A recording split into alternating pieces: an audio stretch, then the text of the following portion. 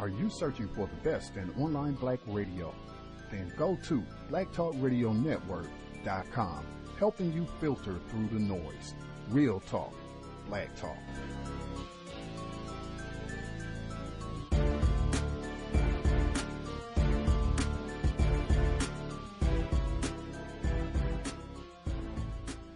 As I'm sure everybody saw on Sunday, did you watch the Super Bowl? Most Americans watch the Super Bowl.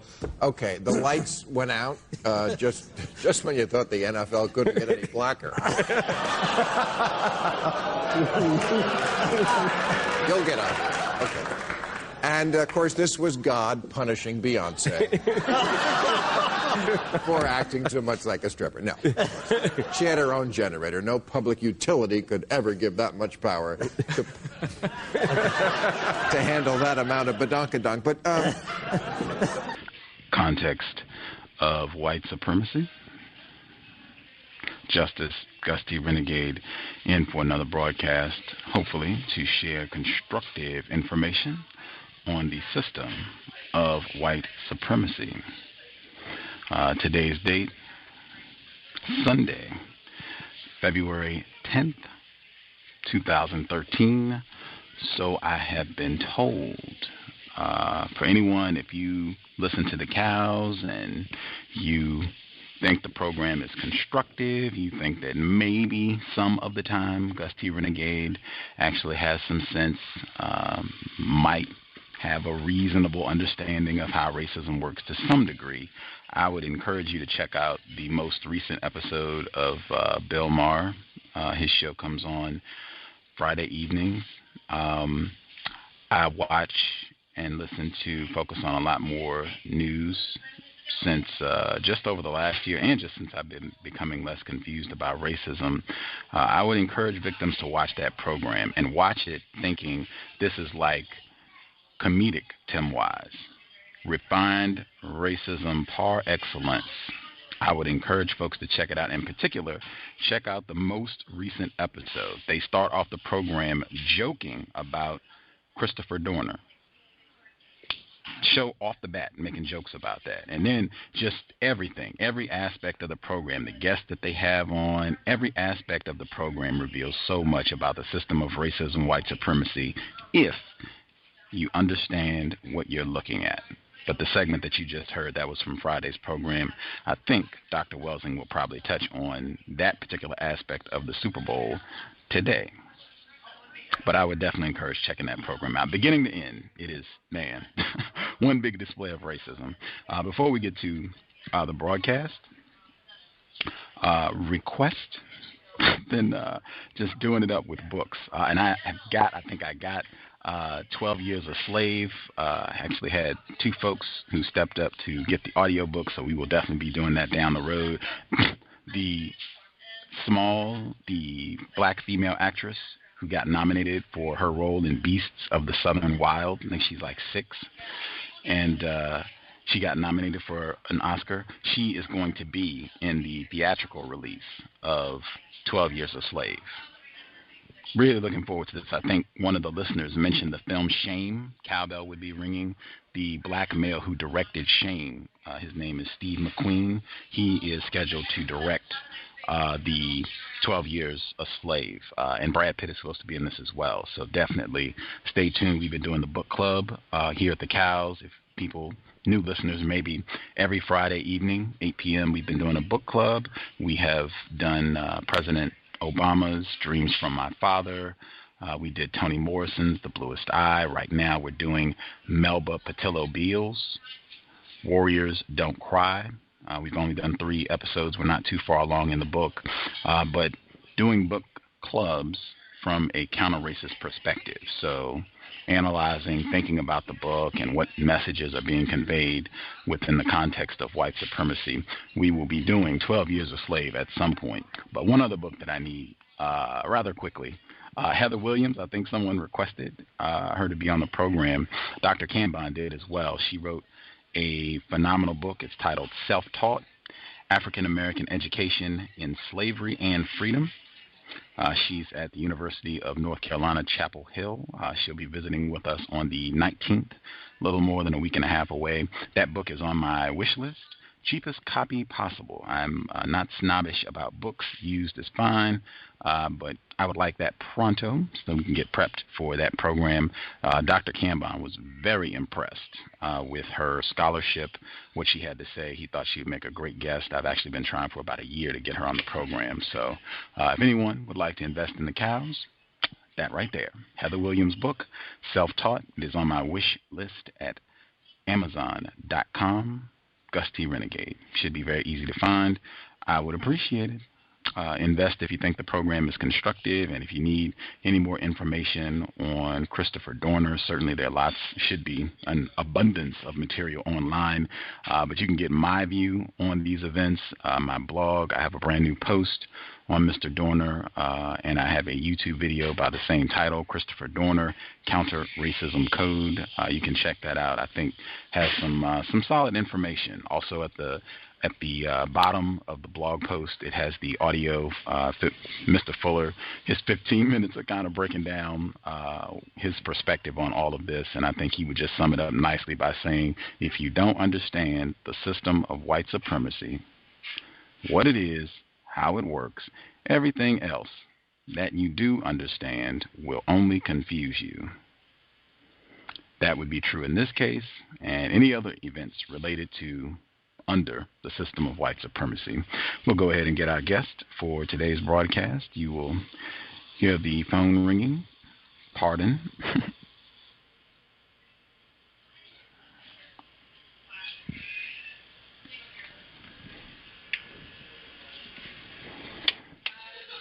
Context of white supremacy.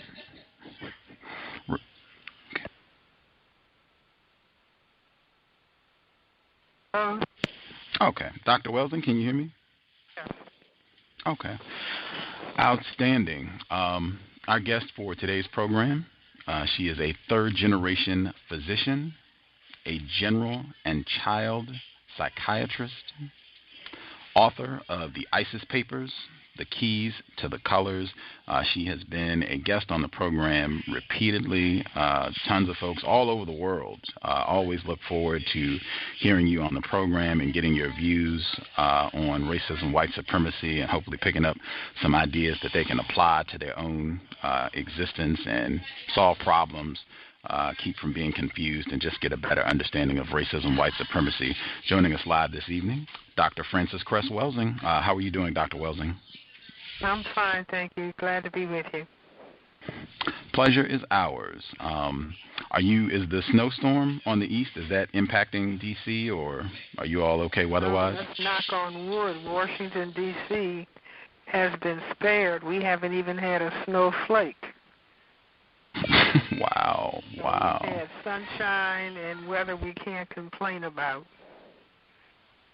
Right on. We don't even have sunshine here, but right on. I'm glad to hear it. Okay, that has been, I guess, big story number 2 over the last week, the big storm and how cold it's been on the East Coast. I think easily the number 1 news item in this area of the world over the past 5 to 7 days has been black male victim of racism and murder suspect Christopher Dorner down in Southern California. It seems that this became big news on Wednesday. We talked about this yesterday, and it seems like most people didn't hear about this case until Wednesday, Thursday, when it started being front page media item. We've been talking a lot about this case. Racism is all over the case, where this black male is making allegations that he experienced a lot of racism within the Los Angeles Police Department. So much has been said. I'm sure we've talked about the case. Can you kind of start listeners off just giving them what your initial thoughts are on what's been reported so far? Well, let me first ask you, what's the latest that you have heard on the West Coast? I was checking out different reports today. I think the biggest new item that they have added, they have a $1 million reward for information related to his capture. They said that this is like the biggest reward that they've had. The mayor of L.A. came out and made the statement today. They said that they got contributors from the private sector, the public sector, but they're taking this very seriously. They labeled him. They labeled this terrorism, and said it would not be tolerated.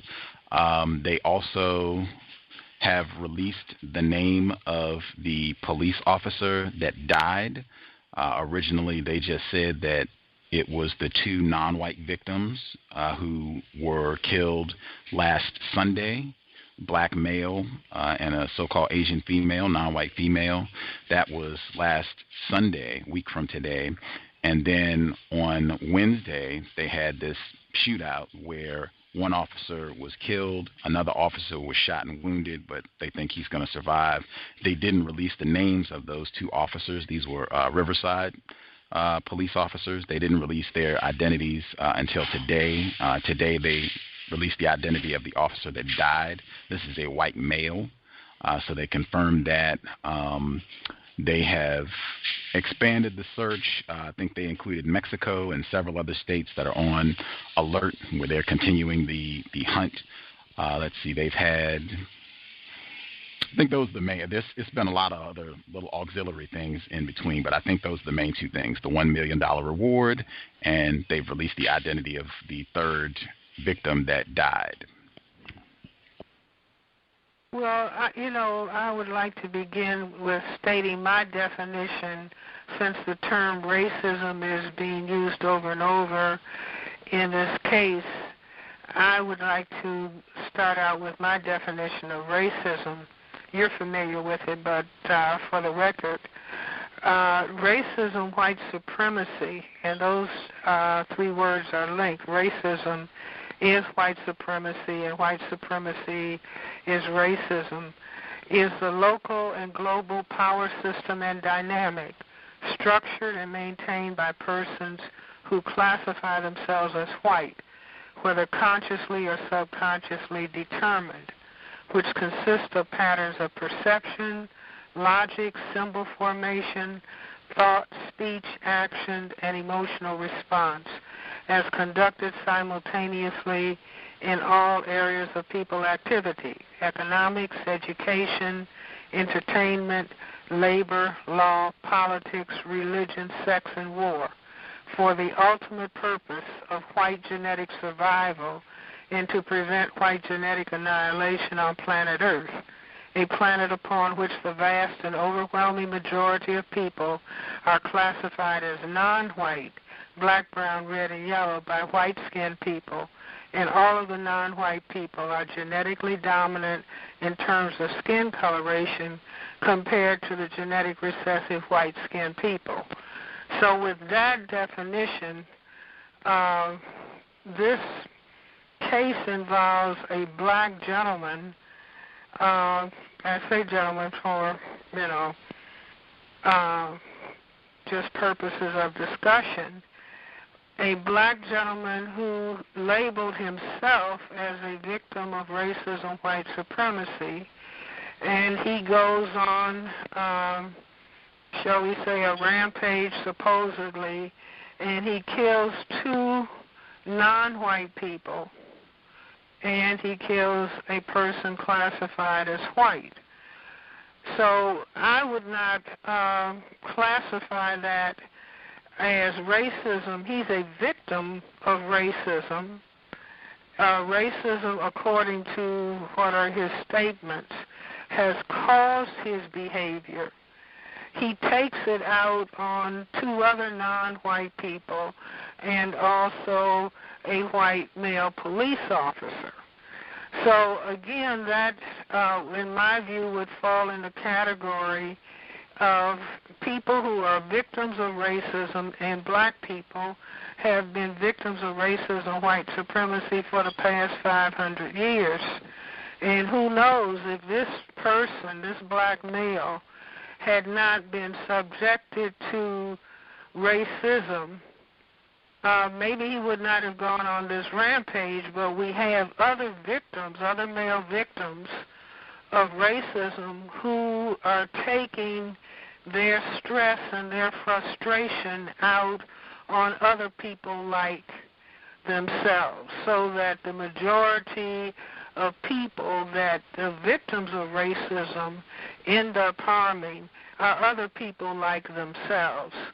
And it's interesting, if this act is called terrorism, but the activity on the part of people who classify themselves as white, when they are killing non-white people, somehow that's not called terrorism. And I would say that the solution, a major part of the solution to this kind of problem, whether we're talking about black on black activity, if we really begin as a society to deal with what the Attorney General said, are we a nation of cowards, being unable to talk about racism? Now, when a black person says or harms a white person, then somehow people are willing to talk about racism. But the racism that goes on 24/7 times 365 times 500 years, nobody wants to talk about that. And that is the heart of the problem.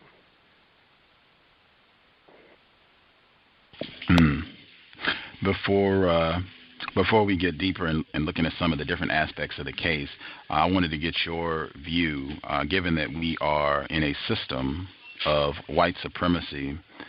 Mr. Fuller asserts that the primary tactic used to maintain that system is deception. I think we have a lot of cliches, speak with forked tongue and that sort of thing. Do you think it would be logical for black people to be skeptical and to really have their brain computers operating, at maximum ability when they're processing the information, when they're reading reports about this incident, and to read with some degree of skepticism with regards to maybe we are not being told the truth, maybe we're not being given all the accurate details? Do you think that would be reasonable? Well, I think that one has to wait until all the information is in, and clearly we're at the beginning or at the middle, but we certainly are not at the end of the events which are involved in this total situation. And so we do have to wait and see. So we're, according to the news information that we have, we seem to be at the beginning. But as I said, we have one black male person who injured or killed two other non-white people. And tragically, that's almost standard operating procedure in the system of racism, where the victims of racism, white supremacy, are injuring themselves and one another.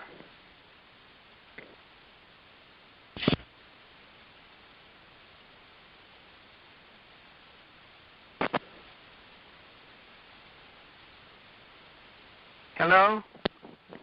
Sorry about it. Hit my mute button. I said it initially when we were speaking about this. You said that one of the standard response for victims of racism is to take it out on another victim, to hit them. We're all crammed together on the slave ship, so we just hit the person that's closest to us. Many of the people that I've heard talk about this, they think that this is constructive activity. This is a black male. He's standing up. He's not being afraid. He's willing to engage in warfare against a system of racism that he's identified. What would your response be to people who say, "Hey, I think this is constructive. I don't see anything incorrect about these acts"?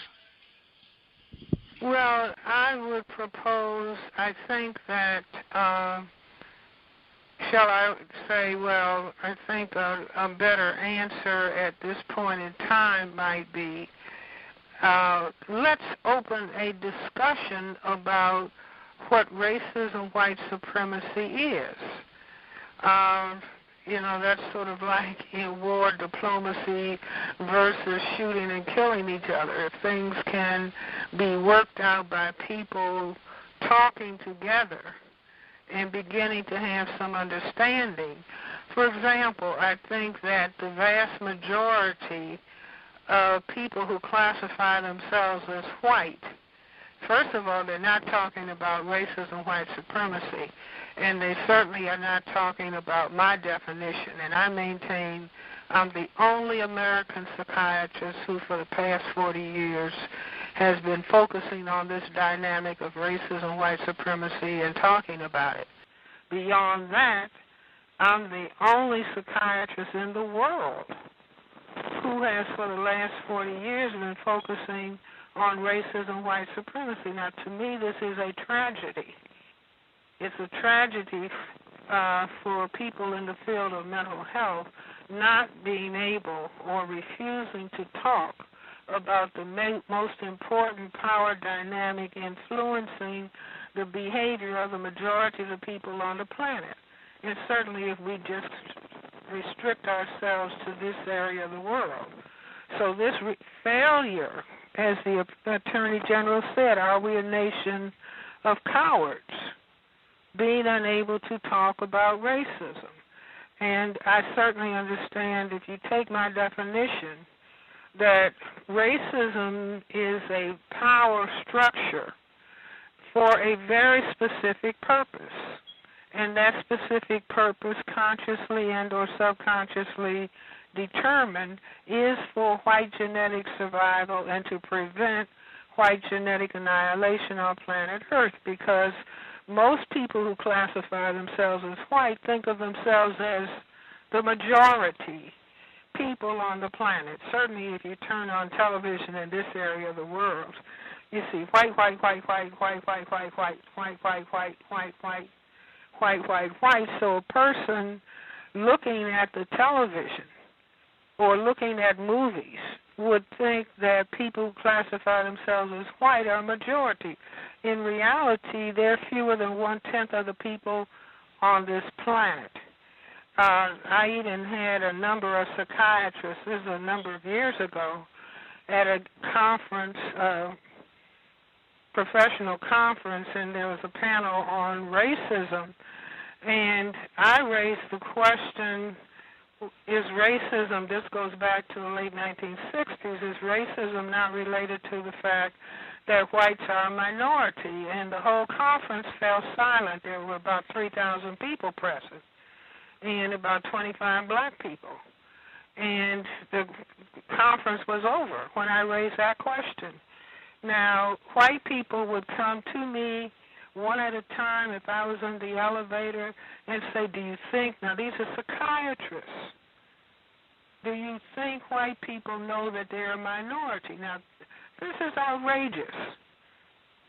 In other words, how can you function effectively on a planet, intelligent, educated people? Now, these are physicians who have gone beyond 4 years in medical school, 1 year internship, to several years in specialty training in psychiatry.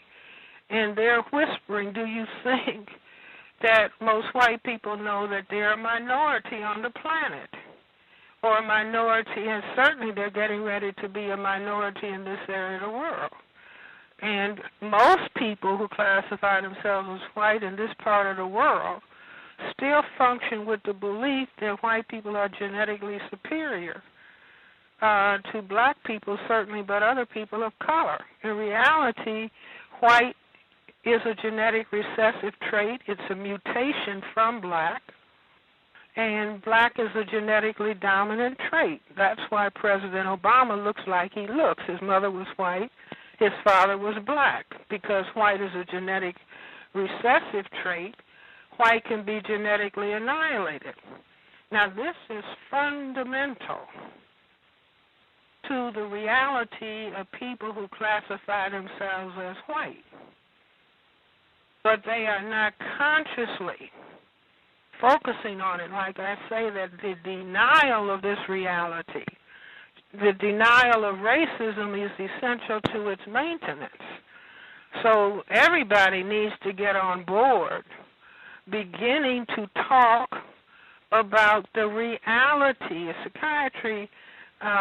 Years ago when I was training in psychiatry, we were instructed the role of the psychiatrist is to help people face reality even when they are afraid to do so.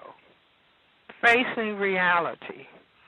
So everything that is troubling to people who classify themselves as white, as well as people who are classified as non-white, the black, brown, red, and yellow people, all of the problems that are surfacing that we look at on the media or read about in the paper every day is related to this profound and powerful dynamic that no one is talking about. And for the most part, the victims of racism, black, brown, red, and yellow people, they are fearful of talking about racism because they're fearful of making white people uncomfortable because they are dependent upon white people for jobs, et cetera, et cetera, et cetera. So this reality, people want to know about gun control and why there cannot be gun control. This is tied directly to an in-depth understanding of racism, white supremacy. And this is why we had what is called the Obama effect. President Obama, a black man, the first black man elected to be president of the United States of America, when he was elected, people went out and bought guns. And the uptick in gun purchasing was, in fact, labeled the Obama effect. These are white people who classify themselves as white buying weapons. And people ought to be saying, well, what exactly is the Obama effect? And what is causing the Obama effect? If they would study my definition of racism, white supremacy, because people who classify themselves as white, and I will say most specifically white males, because they have a recessive genetic package, and they are able to be genetically annihilated by the black male's genetic package and ability to produce skin coloration, which is a genetically dominant trait, I maintain that subconsciously the white brain computer says must create weapon can do same thing. Must create weapon that can annihilate most fundamentally people of color. And this is the symbolic, perhaps subconscious in many cases, but conscious in other cases. This is the importance of the gun. And so the last thing in the world, if people are fearful of being genetically annihilated by the genetic power of the black male person, and then you have a black male person in the White House, supposedly the ultimate seat of power on the planet today, then of course there cannot be gun control. And if people would just take time and make a little sketch on their writing pad and make a schematic drawing of male genitalia, so you have testicle, phallus, testicle. And then you do a lateral view, so then you have testicle, phallus. And you turn that around 90 degrees, you have a gun.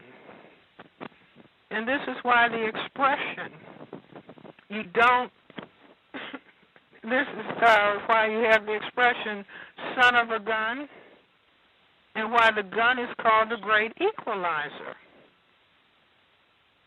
Now, this is what we should be looking at in relationship to this particular case, because the majority of, there's been a recent poll indicating that the majority of white people in this area of the world are prejudiced against black people. Well, that prejudice against black people, and I dare say it's closer to 95, 99%. Now, there are many people who classify themselves as white who say they have white friends. I mean, they have black friends. But they're not dealing with the fundamental issue of white genetic annihilation. So if you did a survey and you asked people who classify themselves as white, do you want your children to be colored? Do you want your grandchildren to be colored? Do you want your great-grandchildren? Do you want your great-great-great-great-great-great-grandchildren to be colored? And you're polite in asking them, and they're polite in answering, and they will say no. Now that means on this particular planet, the third planet from the sun called Earth, where fewer than 1/10 of the people are white, 9/10 of the people are non-white, it means that the 1/10 has to engage in behavior in economics, education, entertainment, labor, law, politics, religion, sex, and war.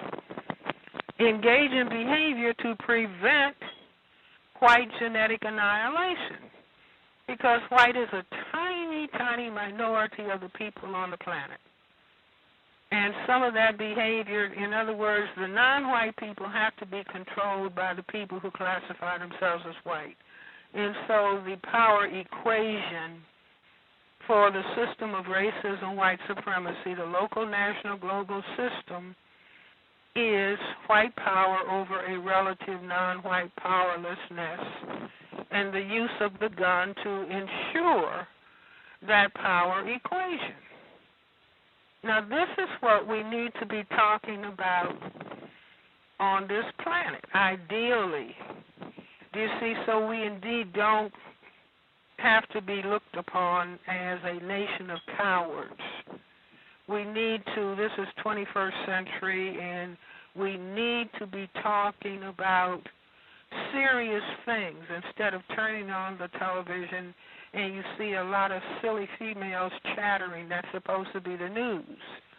And people throwing cute statements back and forth, talking about a lot of nonsense, instead of talking about fundamentals so that the fundamental problems can be solved. In a system of racism, you have to have non-white people, black people in particular, looking poor and impoverished and ignorant, so that people who classify themselves as white, instead of facing the reality of their genetic recessive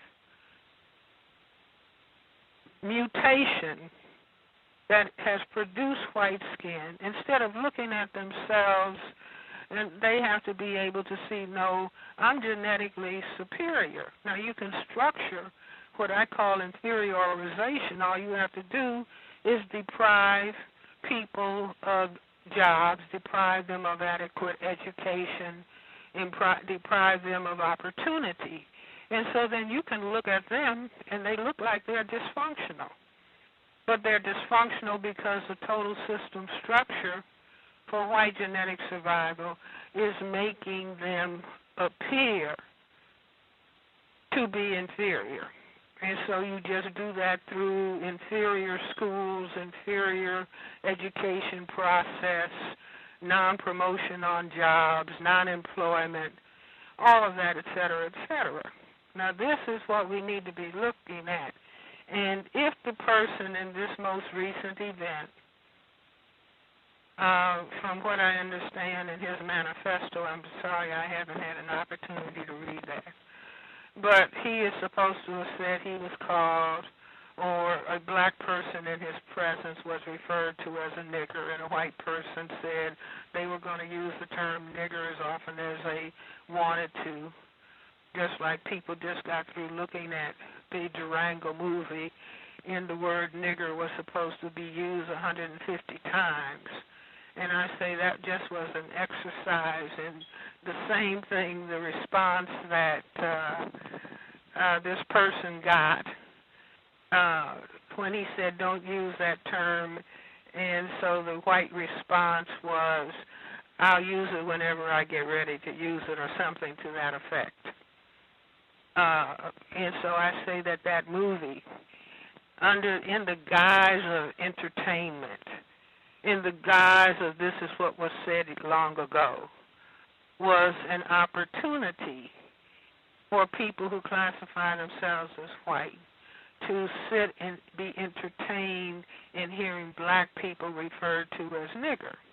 Now, the black people, not in the audience, and the actors, not understanding the system of racism, they would come out of the theater saying, oh, the use of that term doesn't mean anything. It's a movie, and it was speaking to a certain period in time. No, that was speaking to the absolute present time.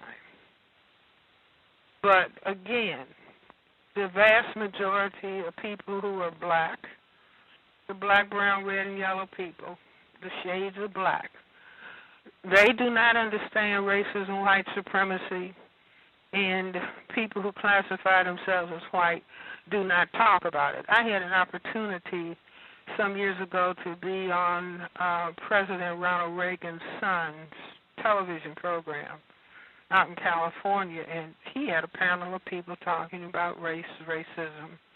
And I happened to be sitting next to Tom Metzger, who's one of the white supremacists or Aryan nations, one of the outspoken white supremacists, white separatists. And I just spoke to him politely and asked him, Mr. Metzger, what percentage of people who classify themselves as white are fearful of white genetic annihilation? And he was very polite. We were sitting next to each other on the panel. And he said, Dr. Welsing, nearly all of them. But they're either afraid or ashamed to admit it. So this is fundamental. And if we can talk about it, we can get an answer to a number of the things that presumably people are troubled by. And somebody might say, well, the latest mass killing of white people was it Sandy Hook, Connecticut? Yes, ma'am. And so somebody might say, well, that was a white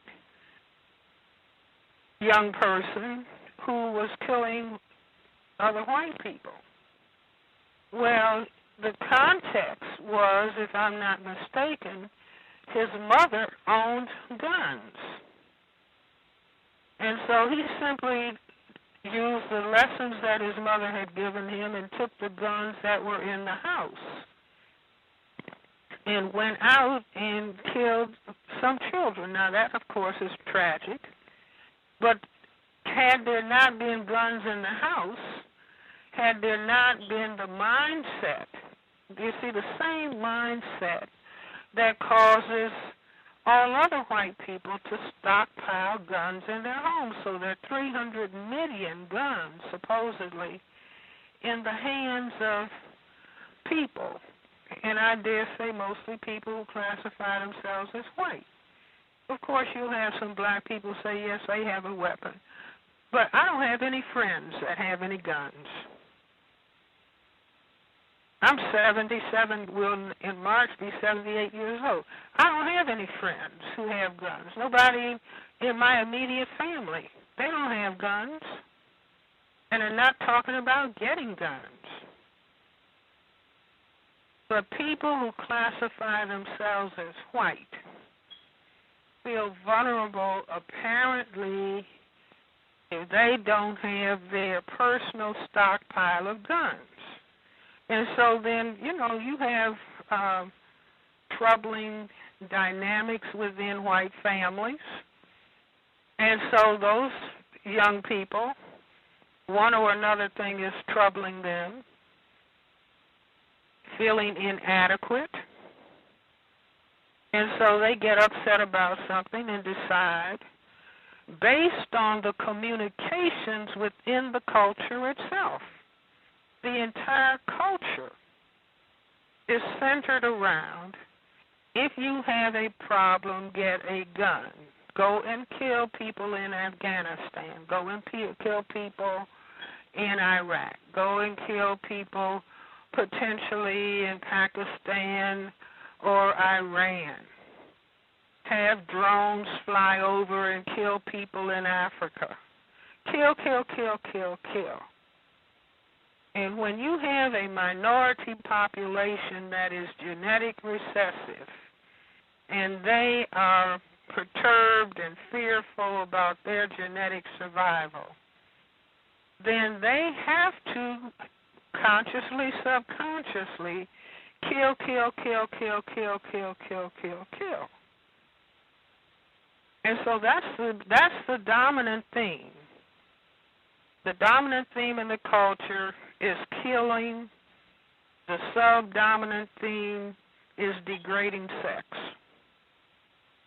And sex is demeaned and degraded because if people don't like their appearance, I just cut out 2 pictures today from a magazine, and the people, 2 white people, white male and white female in white swimming attire, and they were as dark as a black person, having put on some kind of tanning lotion. And so there is the desire, just like you have all the white women who are adopting black babies. They want to believe that they can produce color, or they want to believe that they somehow can have color. But at the same time, talking to people who genetically have color and telling them they are supposed to be ugly compared to white. So you have the overwhelming majority of non-white people on the planet spending billions of dollars to bleach their skin,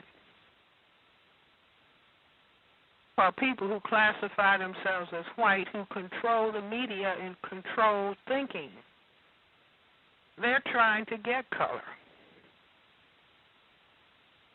So we have a world with some very serious problems, serious mental health problems, problems about being a minority, problems about color, and greed. I mean, even the destruction of the planet.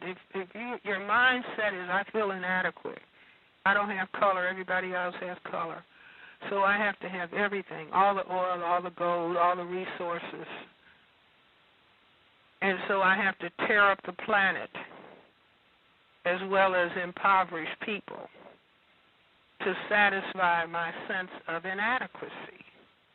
These are things that, that we need to, I maintain, be able to look at and talk about so that these problems can be solved. I talk about racism, white supremacy, not for the purpose of anybody hating white people. White people are the genetic mutations from black people.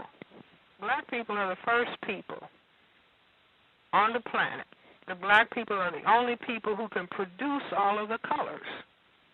We can produce crystal black, that's the highest level black, and we can produce mutations to albinism, which is what white skin is. And then if you mix the two together, then you get all the colors that are in the middle. And so white people actually are the children of black people. So the purpose in talking about racism is for replacing this system of injustice with a system of justice so there can be peace on the planet. And justice, certainly according to Neely Fuller, and I certainly concur, justice means nobody is mistreated. Nobody is allowed to be mistreated, and those who need the most help get the most help. See, hate is a waste of mind time, a waste of energy. The energy could be used for creative purpose in structuring a planet where all of the human beings are comfortable and highly developed. I don't mind seeing white children develop to the highest level of their genetic and constitutional potential. But simultaneously, all of the black, brown, red, and yellow children on the planet also being developed to the highest level of their genetic and constitutional potential with no barriers whatsoever to their maximal development. So that means everybody has to have adequate food, clothing, and shelter, and opportunity for the expression of themselves as human beings.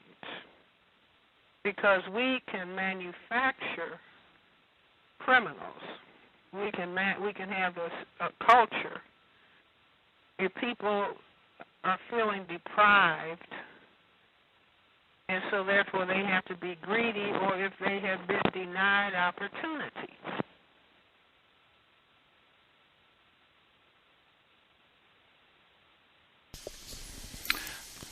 Context of white supremacy. Again, our guest, Dr. Frances Cress Welsing, you touched on television, entertainment, how that can be used to further the system of racism, white supremacy, giving messages to white people about how they should view non-white people, simultaneously victimizing, brain trashing dark people, melanated people on the planet, to make us not have self-respect and to have us not like our features, not like our hair.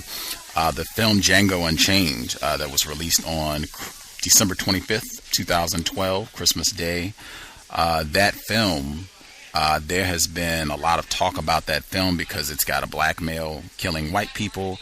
I have seen several reports where the suspect, Mr. Dorner, he has been nicknamed Christopher Django Dorner. How do you think this film might be influencing or related to the events surrounding Mr. Dorner? Well, how should I say this? Was my last discussion, was that picked up? The response that you just gave, yes, ma'am, we can hear you. Oh, okay. I would say that there are some elements within the system of racism, white supremacy, that would, like to see black people go on some kind of rampage attacking people who classify themselves as white. I don't recommend that, because then that just becomes the opportunity for black people to be rounded up and to be put in some kind of concentration camp. That would solve the fear of white genetic annihilation for some people. So I recommend that the most important thing that black people can do, reflecting their respect for themselves, is to understand this historic 500-year-old dynamic of racism, white supremacy that we have been dealing with, that we have not been taught. We've been miseducated, being told we're in a democracy when we in reality in a system of racism, white supremacy. And one black president doesn't solve the problem that we are in a system of racism, white supremacy. Because simultaneously, you have a black man in the White House and 500 black people being killed in Chicago and nearly 1 million black men incarcerated.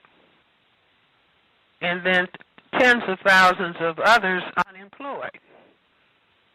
So we are not post-racial. We are in the middle of a system of racism, white supremacy.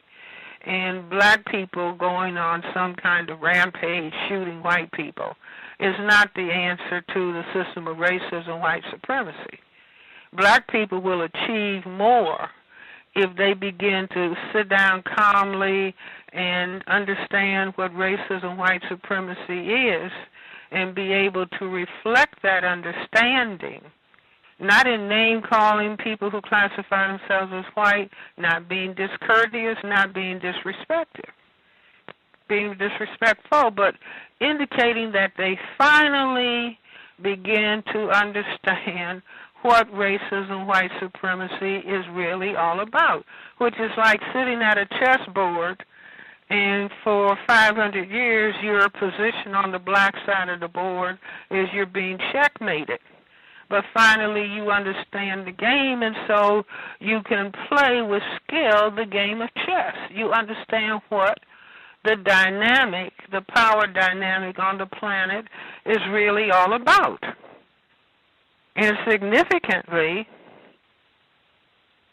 what people of color don't realize, and I would dare say 99% of the people, non-white people on the planet, all of whom have been exposed to racism, white supremacy. So 99% of those people of color hate themselves as colored people and want to be white because they have been conditioned in a system of white supremacy. So when somebody says, how can 1/10 of the people on the planet control the 9/10? Well, if the 1/10 has been successful in programming the minds of the 9/10, that if you're black, get back, brown, stick around, yellow, mellow, white is right. So everybody is aspiring to be white, then a significant percentage, or you might even say 99% of the people of color on the planet, because they want to be white, they are really the force that is holding white supremacy up. But it is a force of disrespect of self as people of color. So if that 99% of the people who are black, brown, red, and yellow started respecting themselves, looking in the mirror and deciding they like what they see, the system of racism, white supremacy would collapse. If the non-white people decided that they were going to start respecting themselves, many of whom have been conditioned to believe that God is white, that God looks like the average white man. And so they actually are worshiping white supremacy. Were they to look in the mirror and decide that they look like God, especially since the people who classify themselves as white, the scientists, are telling us the most powerful thing in the universe is a black hole, and dark matter is holding everything up. And so the thing that everybody ought to have in their mind is, well, God must be black. The God force must be black. But that's not the conditioning over the last 500 years. But people can break conditioning. So, no, the answer is not. Smart, intelligent black people will not be running on a rampage shooting white people so that they can be locked up in a concentration camp under the Patriot Act or some other bill. Smart black people will begin to calmly think deeply about understanding this problem that has confronted us and all of our ancestors for the last 500 years, that we are going to focus on it in an intelligent manner, understand it so that we can end up behaving appropriately in relationship to this force. I was at a meeting in Washington, D.C. yesterday. People were talking about gentrification, and there was a panel of black people, younger black people than myself.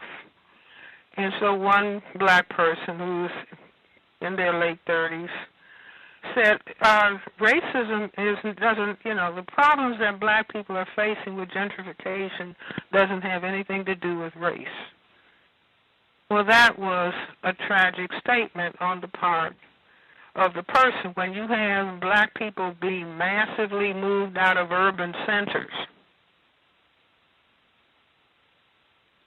and for some black person to come along and say race doesn't have anything to do with it, that would be like when in Nazi Germany, when the Jewish people were being moved out, taken out of their apartments and moved out of the city and put on trucks and trains and carted someplace else. And for them to say, being a Semite of the Jewish religion doesn't have anything to do with what was happening.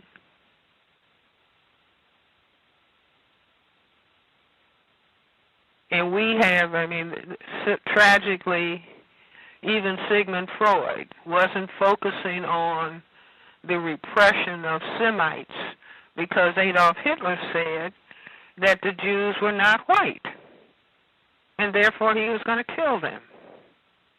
This is not Francis Welsing. Read Adolf Hitler's work, Mein Kampf. He said, I don't care about their religion. I'm killing them and removing them because they are not white. Now, in this area of the world, in the state of Israel, the Jewish people refer to themselves as white, but not so. That wasn't the case when Hitler was in power in the white supremacy state of Nazi Germany, and they were not classified as white, and Hitler said that was why they were going to be killed. And they were saying, we're German, we have participated in the culture, and why would anybody do that? It's the same thing as black people here in this part of the world saying we're Americans and such wouldn't happen to us, and it's conspiracy thinking to think otherwise. Again, it means that people are not reading. I tell people it's more important to read than to watch TV. It's more important to be surrounded by books that you read about what goes on in the world than looking at television. Television may have some important things on it, but it's few and far between on the regular stations. Well, I hope have I addressed your last question. Yes, ma'am. Just with, I know you were saying, like, with a lot of black people, if you don't understand racism, everything else confuses you. And going to see a film like Django Unchained for a lot of black people, and as you were saying, like us getting emotional and caught up in something that we really don't understand, and thinking that this is a great strike against racism, white supremacy. You stressed, and I was hoping you could convey this to our listeners. You stressed the importance of black people remaining calm and not letting their emotions get the best of them, just staying calm and just using their brain computer and processing all that. And I wanted you to emphasize that again for our listeners. Well, how can I say it? It's like, just running out and being emotional and killing people.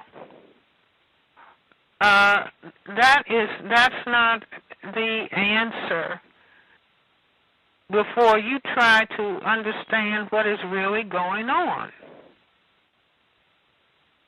And black people need to do a lot of focusing because we have been so damaged and brainwashed.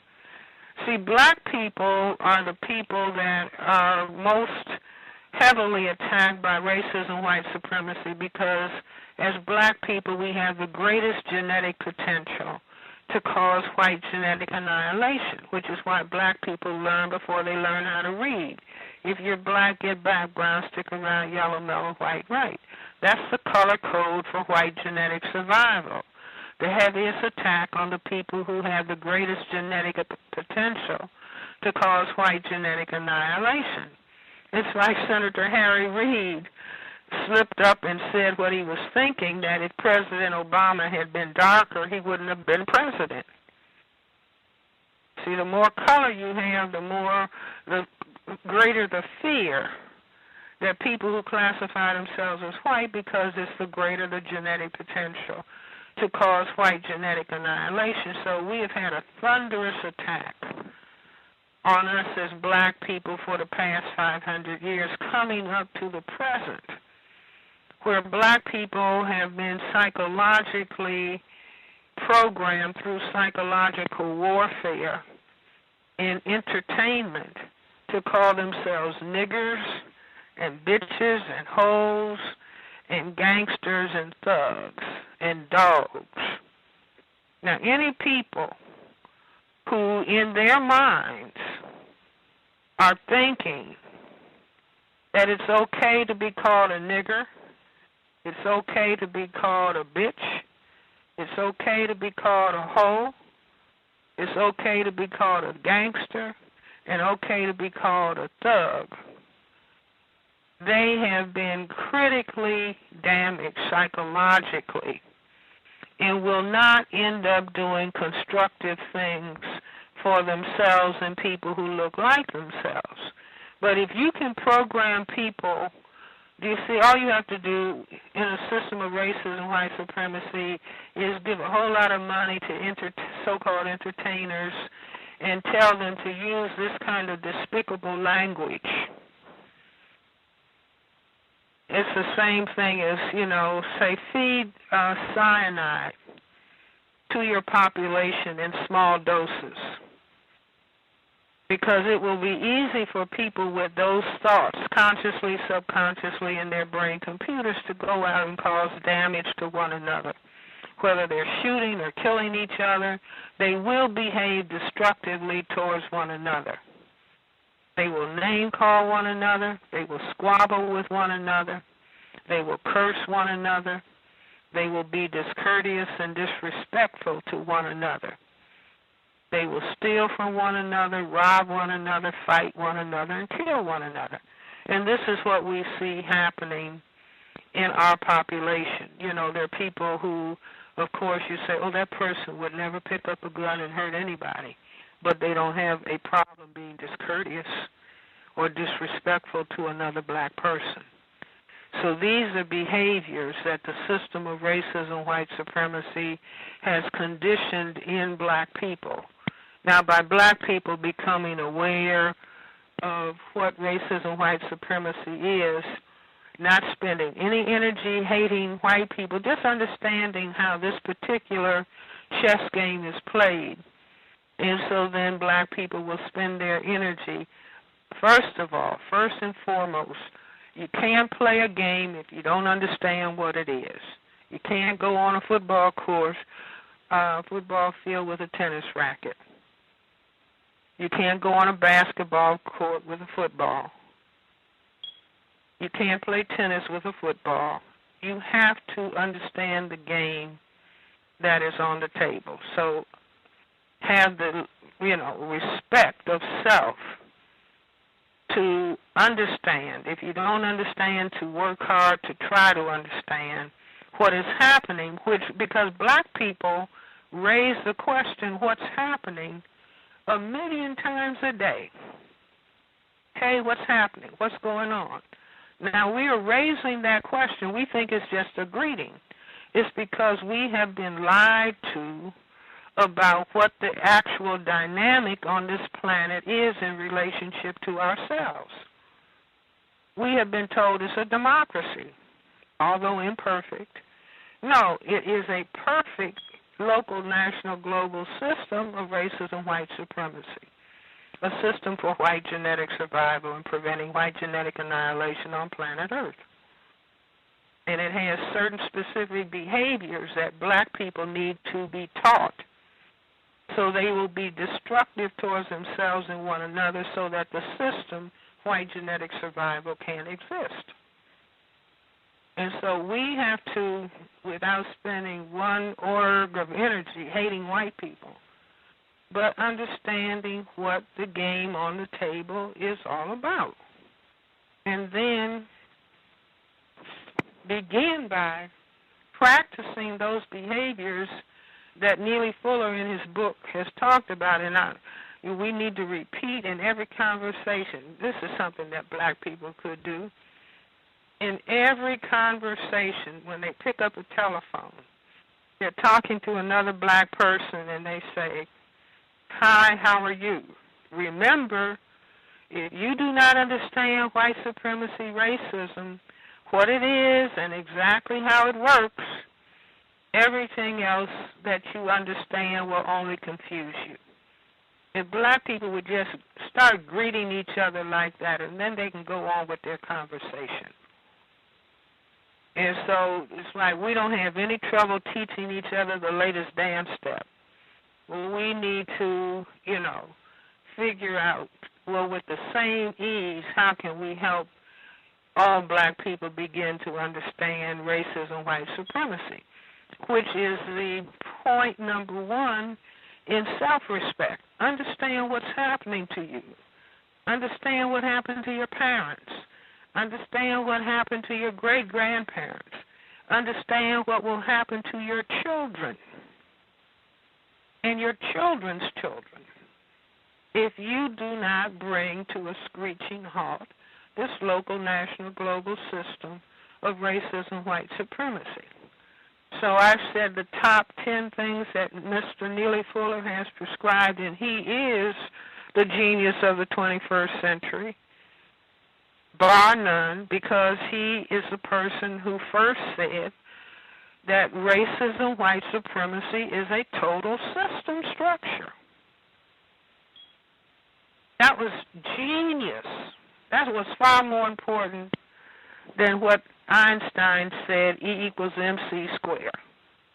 Because Neely Fuller was talking about the behavior of all of the people on planet Earth and what the pattern of that behavior was. And I came along and said why it needed to happen on this particular planet.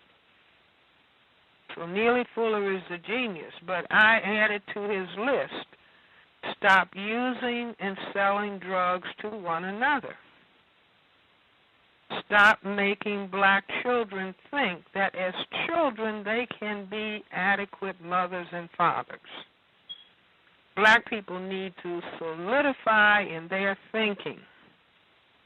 Just because you can bring genitals of the male and female together doesn't mean that you are ready and able to develop a child under the conditions of the terrorism and war of racism, white supremacy. So I advocate as a physician and as a general psychiatrist and child psychiatrist, black people need to be 30 and 35 before they think about producing a child. And they need to be married and think of no more than 2 children no closer together than 3 years apart. And if they want to know what to do with those 30 and 35 years before marriage, go to school. Learn as much as you can. Don't start producing children as a teenager, dropping out of school and I think I'll make a baby or have a baby. And then it'll hit me, well, I need an education. Well, let me put the child down or throw the child away someplace because I want to go back to school. I say that's upside down thinking, and it leaves us in the breeding and studying pattern that we were pushed into, forced into, when we were formerly enslaved under that phase of the system of racism, white supremacy. Breeding and studying to make slaves. Now we're breeding and studying to make people for the prison industrial complex. Because children who are not given adequate care, emotional attention, will have a hard time organizing their behavior, going in a functional direction. And because the racism war is against black people in general and black male persons in particular, and male children need adult father guidance. So any male who hasn't taken the time to get an education, worked out how he's going to support himself and a wife, is not ready to reproduce children. And that goes for how females think as well. In other words, it's not that we're bad, stupid people, no. We just have been miseducated under the system of racism, white supremacy, deliberately so. But a system that has been designed by certain people for their genetic survival. That same system is not going to maximally develop the people that they fear can cause their genetic annihilation. That's just logic. It's just logic. If anything, people who are fearful of other people being able to cause their genetic annihilation, genocide is what occurs to them. They can genetically annihilate me. Maybe if I genocide them, I don't have to worry. And you genocide a people by simply destroying the males and telling the females they can be married to each other. That's genocide. So these are the things that, this is Black History Month, and we ought to use this month as well as every other month, working out how can we learn how to respect ourselves, since we have been shattered. Our self-respect, our collective self-respect has been shattered by the dynamic of racism, white supremacy. And without wasting energy hating white people, it's just like somebody wants to be a champion chess player. You can't waste your time hating the people on the horizon who might be your opponents. You have to just master the game. Master the tactics and strategies. But first you have to understand the game.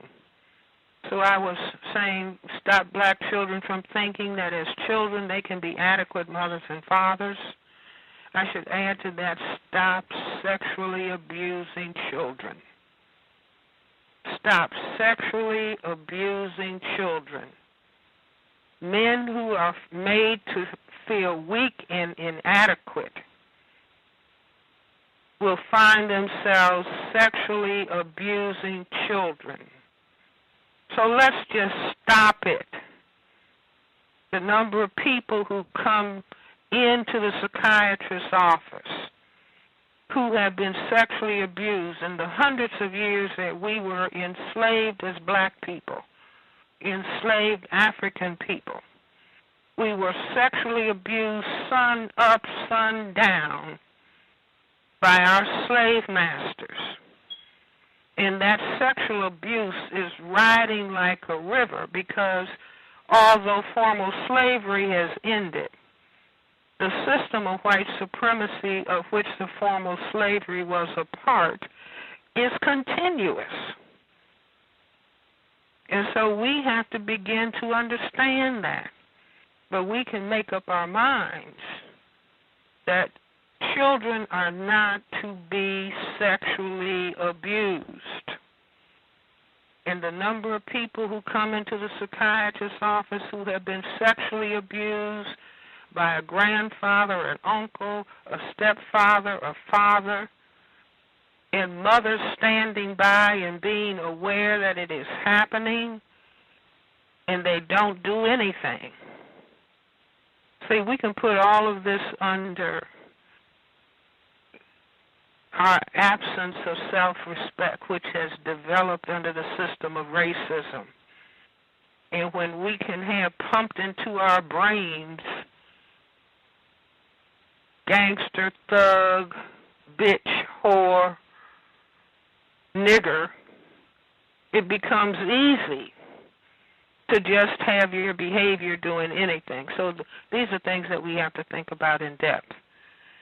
Okay, stop throwing down trash where black people live, work, and play. Every black person ought to get a PhD in broom studies. Sweeping and cleaning, no broken bottles, no paper, no food wrappers thrown on the ground where black people live, work, and play. Stop believing that welfare will save you. Stop pretending that racism, white supremacy does not exist. And stop allowing racism, white supremacy to cause division between the people of color, between the black, brown, red, and yellow people. Stop those divisions. And I want to add to that. Black people must demand a solution to the depression level, higher than depression levels of unemployment in our communities, and demand of the system of racism, white supremacy, that do just like they did during the Depression, where the government becomes employer of last resort. And black people, we are the so-called minority with seniority, and the only people who were enslaved, and we have to demand that there is employment. because men cannot function as husbands, they cannot function as fathers if they do not have jobs. So everybody needs to have a job, and people need to stand up and be counted. If they have to march demanding jobs, then so be it.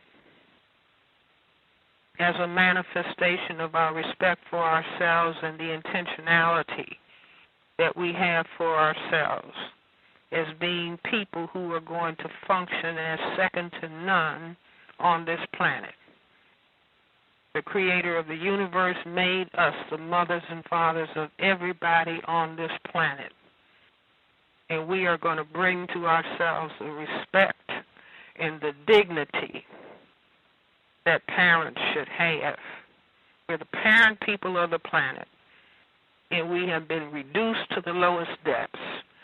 But we can decide that we're going to rise to what it is that we were supposed to be, what the Creator of the universe made us to be. And this is a magnificent challenge. And I don't have any doubt that if we set our minds to this task, this is something that we can achieve. And I'm not talking about 1,000 years from now.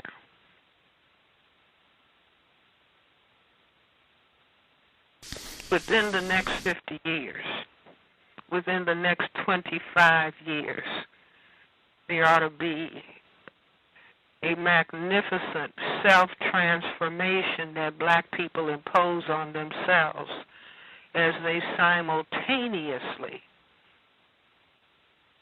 transform the system of racism, white supremacy, into a system of justice.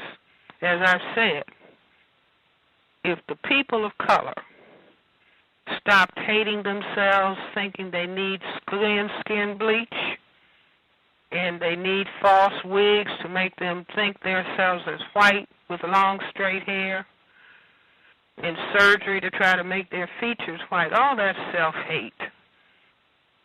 If we can stop that and begin to engage in the behaviors of black mental health, black self-respect, which are the behaviors of counter-racism, we can be amazed. And there's nothing in there about putting emphasis on education, but education is key. Turn off the television set, put that iPad and iPod away. Practice reading books and understanding how important education is. Imagine black children walking around and telling a classmate who's trying to study that you're trying to be white. See, this is the ultimate mental sickness that has been imposed on black people in the system of racism, white supremacy. And that has to change. Black people were the first people who knew about civilization, the first mathematicians, the first scientists, the first astronomers, the first architects and builders. So we need to get back into what we were put on this planet, in this universe, to be.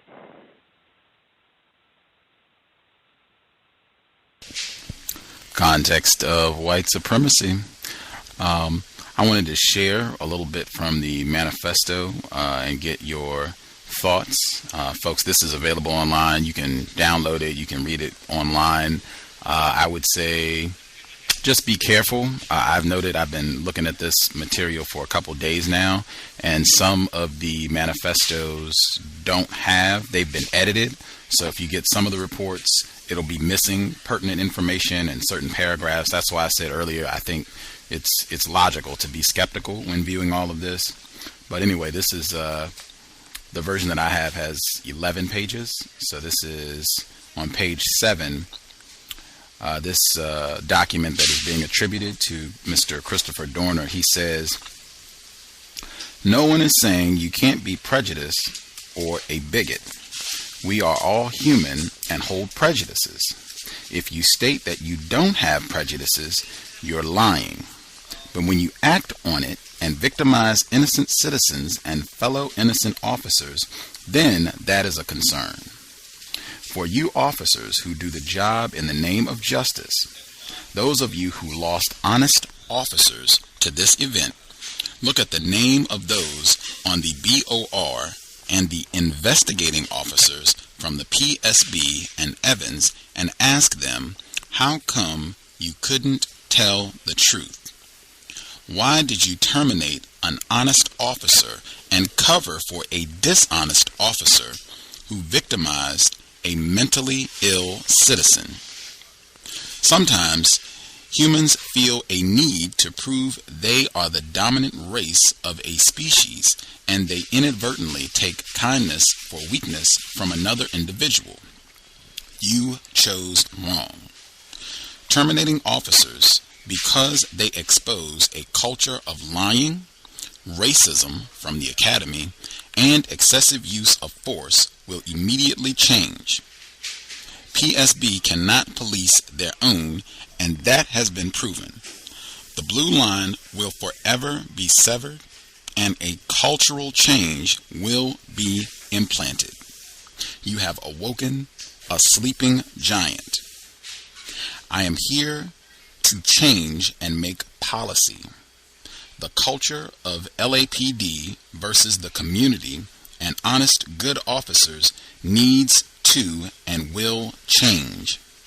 I am here to correct and calibrate your moral compasses to true north. Those Caucasian officers who join South Bureau divisions with the sole intent to victimize minorities who are uneducated and unaware of criminal law, civil law, and civil rights. You prefer the South Bureau because a use of force, deadly force, is likely, and the individual you use force on will likely not report it. You are a high-value target. Those black officers in supervisory ranks and pay grades who stay in South Bureau, even though you live in the Valley or Orange County, for the sole intent of getting retribution towards subordinate Caucasian officers for the pain and hostile work environment their elders inflicted on you as probationers and novice P2s. You are a high-value target. You perpetuated the cycle of racism in the department as well. You breed a new generation of bigoted Caucasian officers when you belittle them and treat them unfairly. Those Hispanic officers who victimize their own ethnicity because they are new immigrants to the country and are unaware of their civil rights. You call them wetbacks to their face and demean them in front of fellow officers of different ethnicities so that you will receive some sort of acceptance from your colleagues. I'm not impressed. Most likely, your parents or grandparents were immigrants at one time, but you have forgotten that. You are high-value targets. The lesbian officers in supervising positions who go to work day in, day out with the sole intent of attempting to prove your misandrous authority, not feminism, to degrade male officers, you are a high-value target. Those Asian officers who stand by and observe everything I previously mentioned other officers participate in on a daily basis, but you say nothing, stand for nothing, and protect nothing. Why?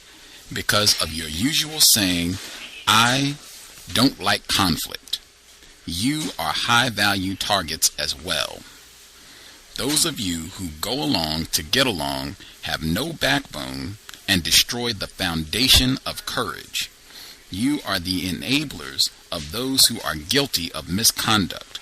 You are just as guilty as those who break the code of ethics and oath you swore. I will stop there. Does anything in the passage I just read, does that stick out to you in any manner?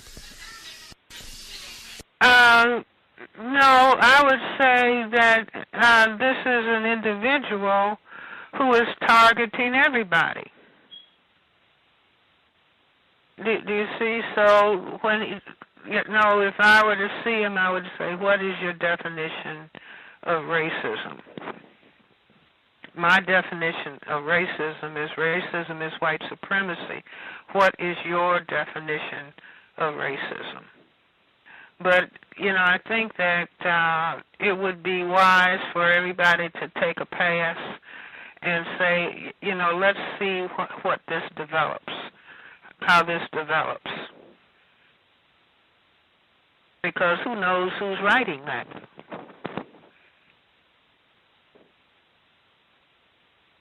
See, has this document been verified as having been written by any particular person? We don't know. So we don't know what this is all about yet. I'm willing to wait. Makes sense. Makes a lot of sense. I will give out the phone number.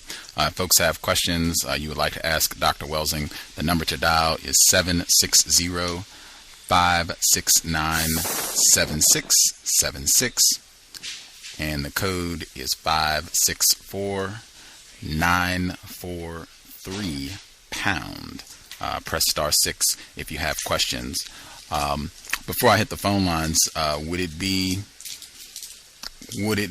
an act of black self-respect if a black person turned in the suspect, Mr. Dorner? Would that be an act of self-respect to turn this person in?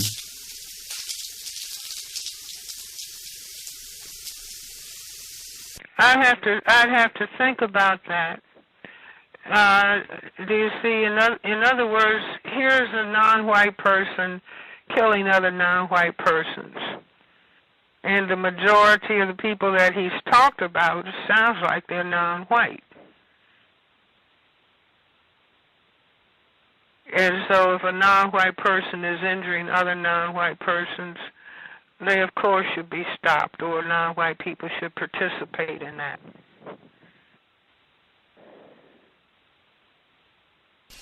See, that would be no different than if I was going on a rampage and hurting non-white people. Should a non-white person try to stop me? Yes.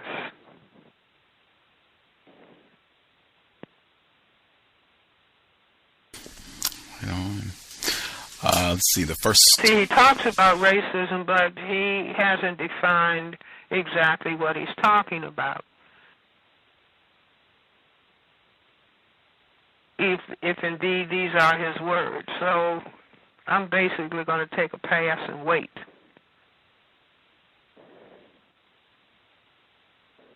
See, does anybody know anybody in his family? Is this person connected to anybody?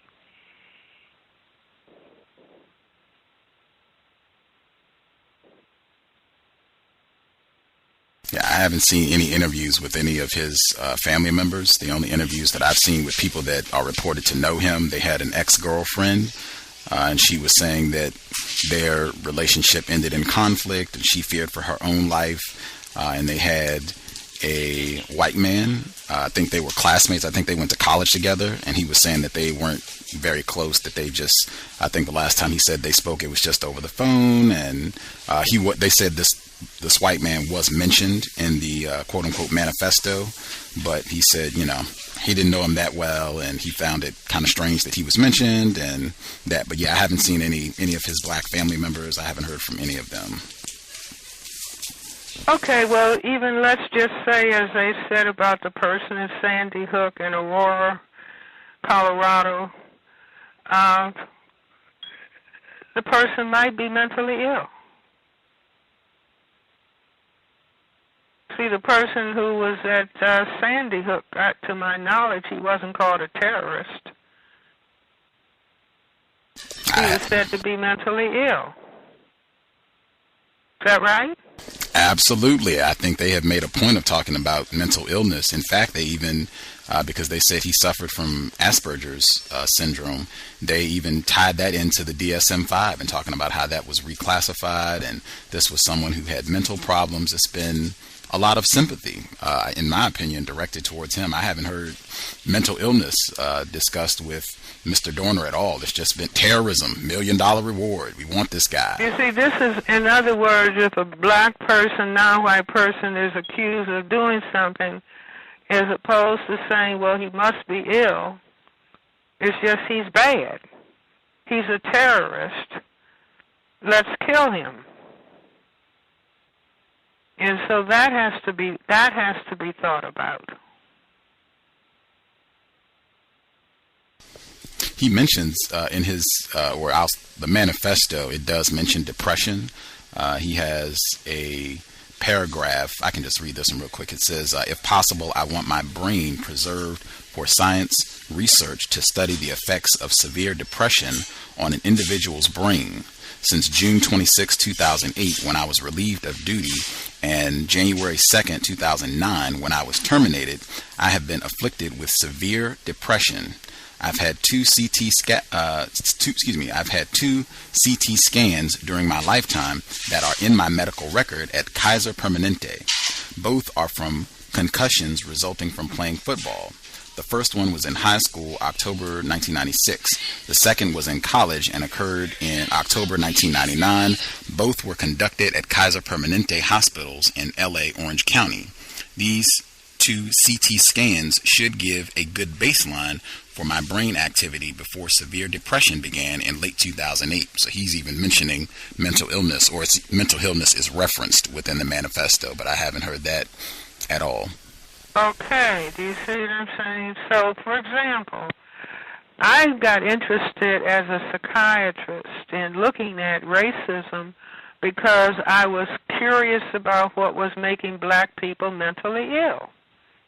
And when I started doing my training as a resident and doing histories on black patients, I would always see aspects of racism, meaning the disparate treatment given to black people in the histories. And so I determined, well, racism is causing black mental illness. Let me begin to understand what racism is. And shortly thereafter, I met Neely Fuller, who had written about racism as a system.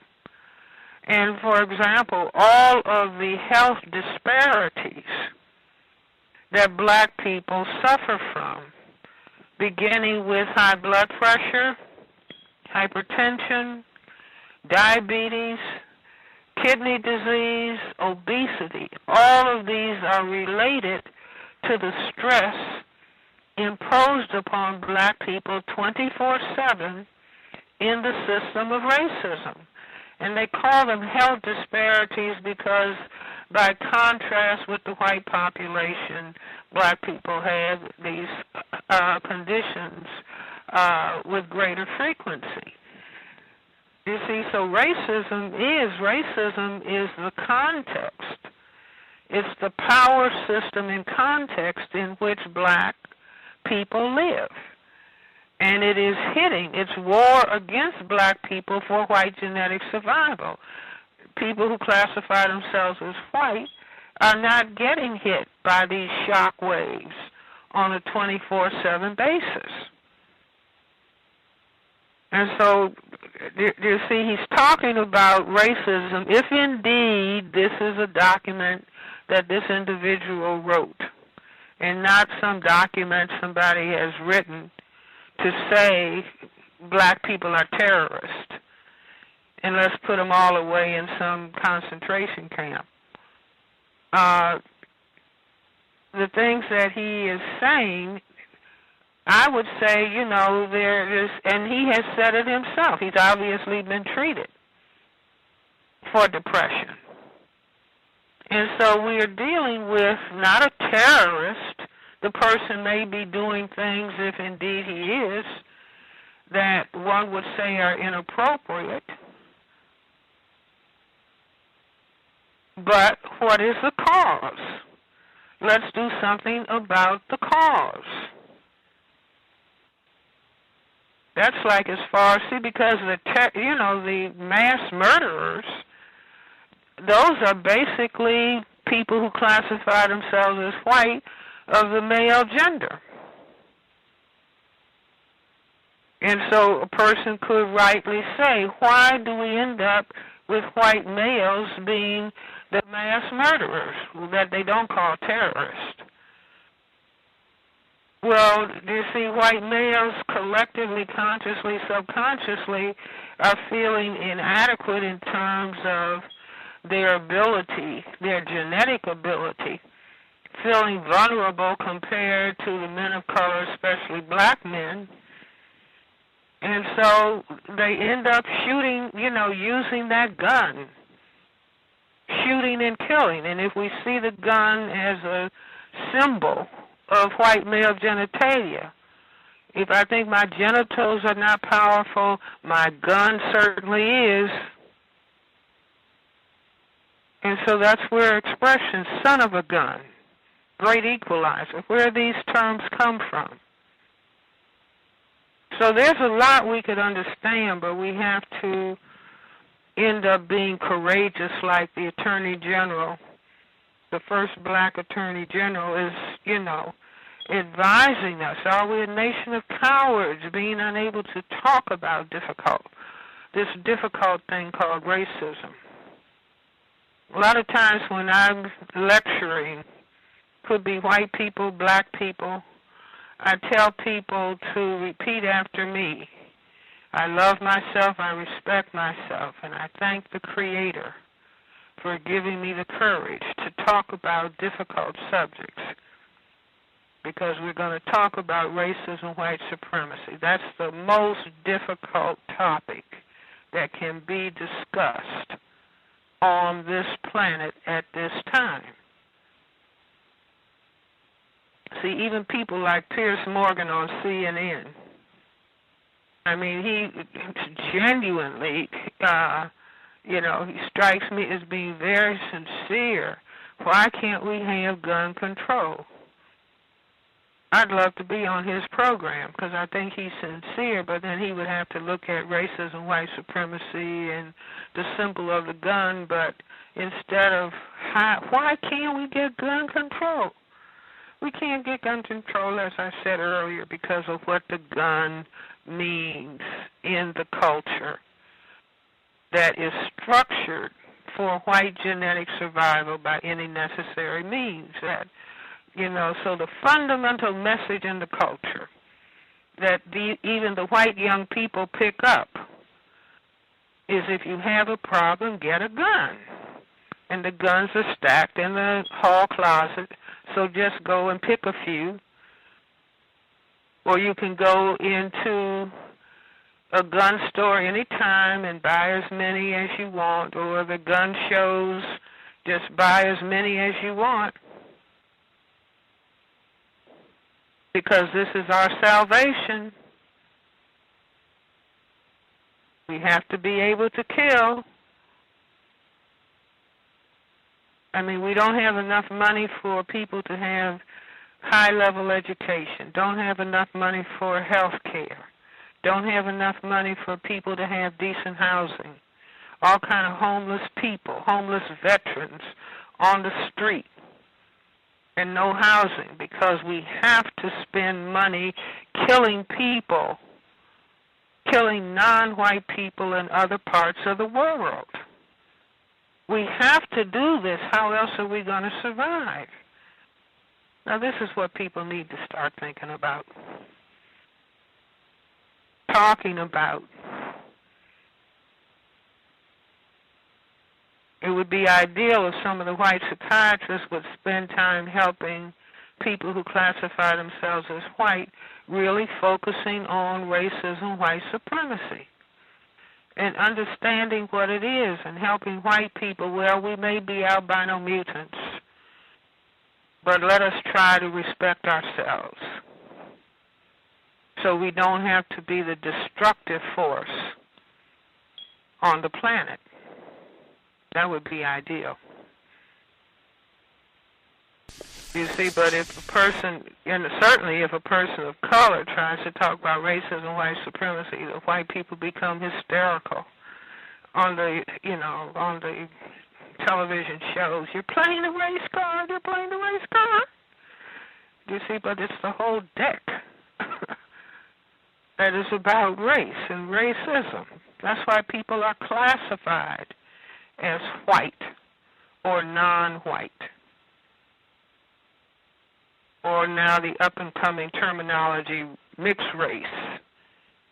So you have people who, for all extent and purposes, are black people like the president. I'm not black, I'm mixed race.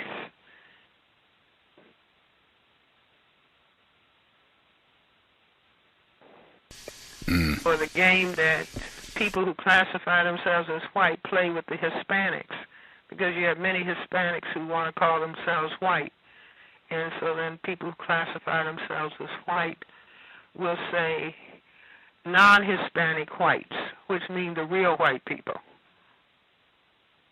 Let the other non-white people pretend that they're white. We can use them because they will discriminate against the black people. All of these things we need to be able to look at as a society and as a culture to be healthier. But certainly black people who are hit hardest by the dynamic of racism, white supremacy, because they have the greatest genetic potential to cause white genetic annihilation. We have to understand and gain control over what is happening to us and how we are relating to ourselves and one another.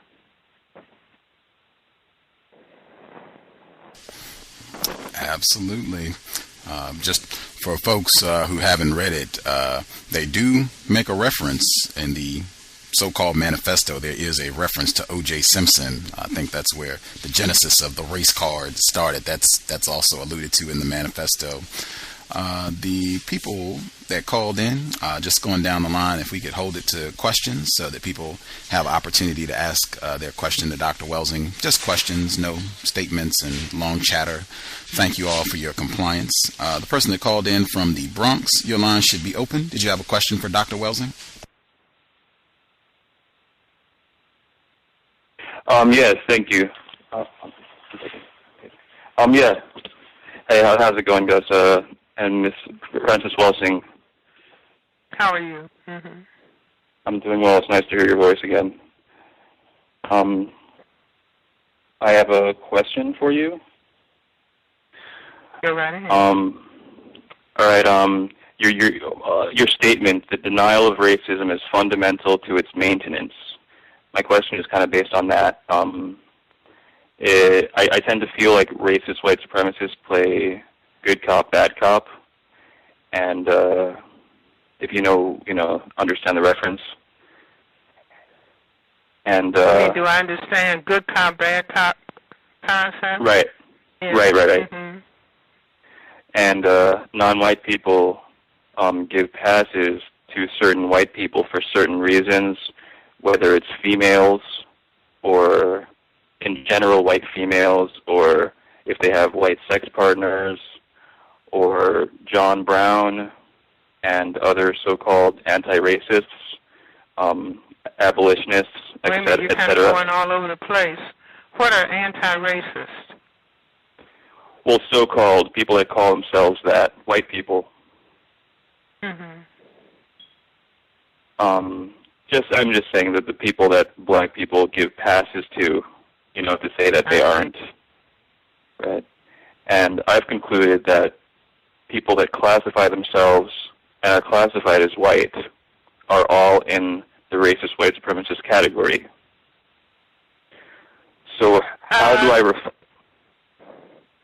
I'm sorry. Well, see, in other words, let's say a person who classifies him or herself as white and they get into a discussion about race or racism, I would think that the first question is, what is the definition of what you're talking about? Do you see? So that the person begins to, hopefully they can state what their definition. If they've used the word racism, do you mind defining what you mean by that term? Do you see? Because if a person started talking to me and they said that they are anti-racist, or what I've said, what is your definition of the racism that you're anti? Because I'm talking about racism as white supremacy. That's the only thing I'm talking about. I'm not talking about racism and homophobia. I'm talking about racism, white supremacy, and here is my definition. Is this what you're talking about? If this is not what you're talking about, then we don't have a conversation. Because a person who classifies himself as white cannot say to a victim of racism, white supremacy, I disagree with your definition. You see, the perpetrator, once the victim defines what he or she is talking about, and the perpetrator says, well, that's not what I'm talking about, and then the only response is for the victim to say, I'm certain that we're not talking about the same thing. And so then the person who is victimized by racism, they just have to go forward. And we're not going to engage in a nonsensical discussion. This is my definition of what has been happening to me and my group of people for the last 500 plus years. And I'm about the business of replacing it with justice. No time for pretending that we're talking about something else. So does that, and I say in a football game between team conservative, because people line themselves up on the political spectrum saying, well, I'm conservative or I'm liberal.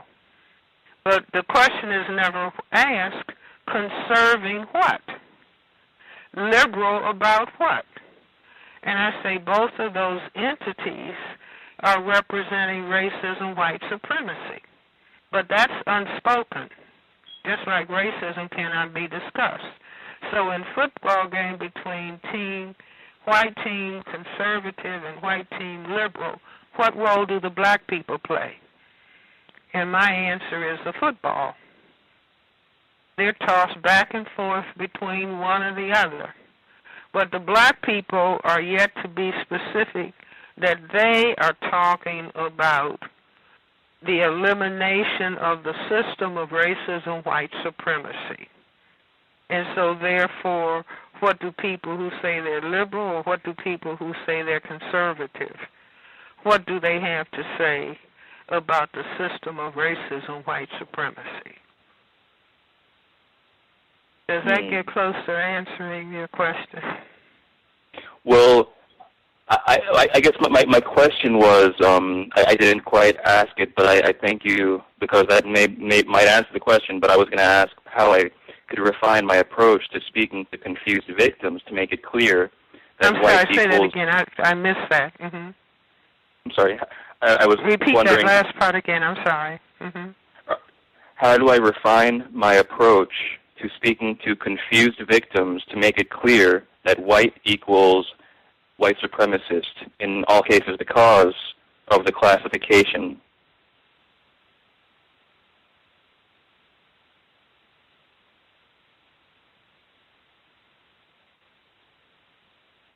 I don't know whether I'm having a problem with this connection. Post, can you repeat that for me, please? Yes, ma'am. I believe the question was, he's seeking suggestions on ways that he can effectively communicate to other non-white people that white means racist, white supremacist, just based on the classification. He's saying if you have any suggestions on helping him explain that to other non-white people. About the classification of non-white? The classification of white, what it means to be a white person, and he's saying to be white means to be racist, white supremacist. How can you, do you have any tips on helping to explain that to other non-white people?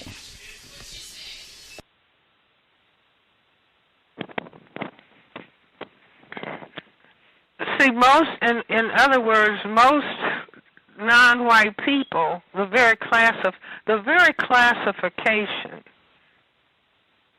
of white and non-white. In other words, everybody fills out, who's an adult, fills out the census form.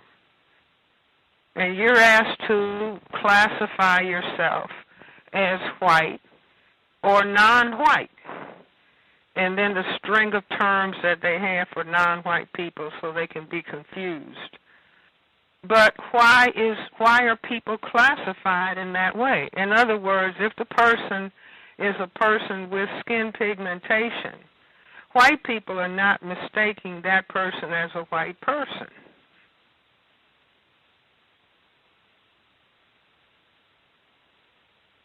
So I don't know any non-white people who are confused about their category. In other words, you ask a person, what's on your birth certificate? Sometimes I was just talking to a black person who said it was white on their birth certificate, and there are cases like that, if they happen to be very light-skinned when they're born.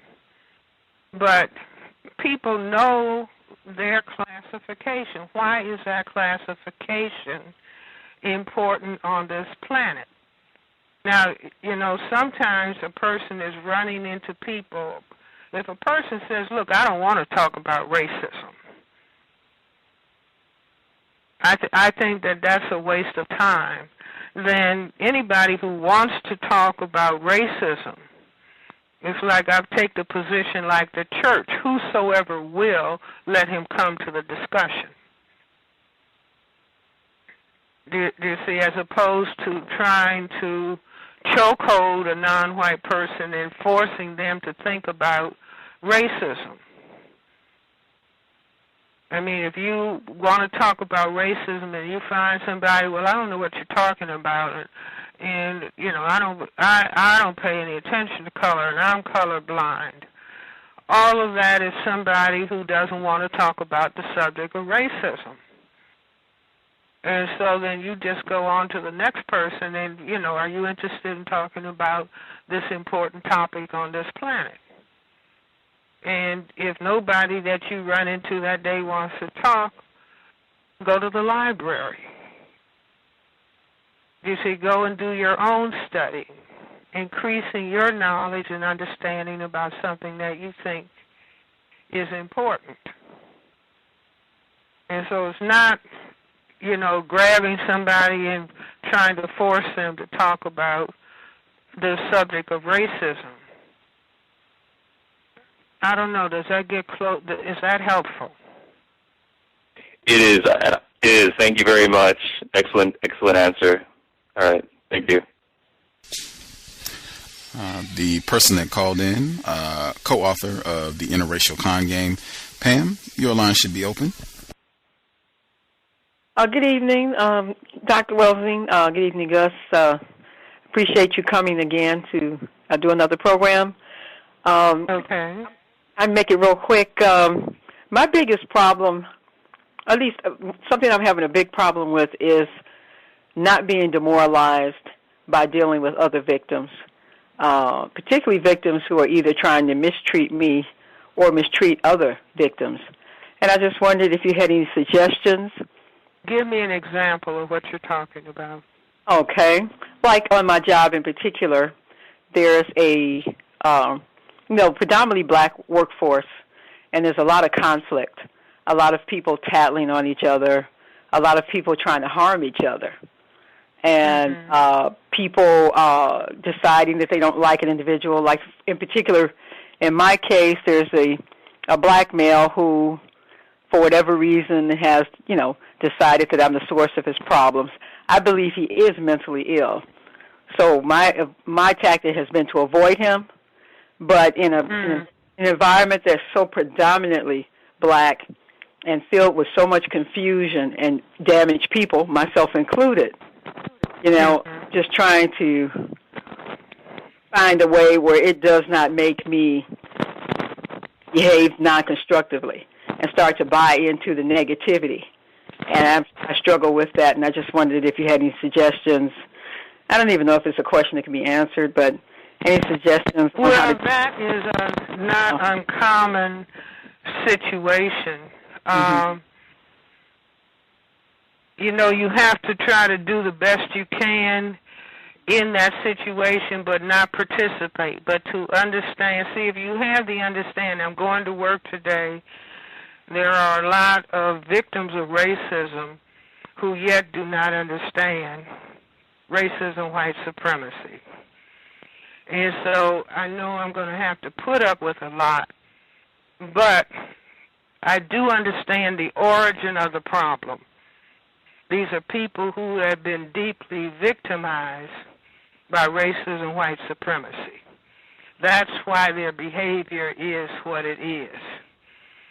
And try to make the best of it. Do you see what I'm saying? Try to make the best of the situation, and if you may try to get another job. But this is a war. There are a lot of people who have been deeply damaged by racism, white supremacy, and this is the evidence of it. And so, you know, if you can understand why people behave in the way that they do, and you might have the occasion to sit down and talk. Maybe there'll be a discussion about how can we increase the morale in the workplace.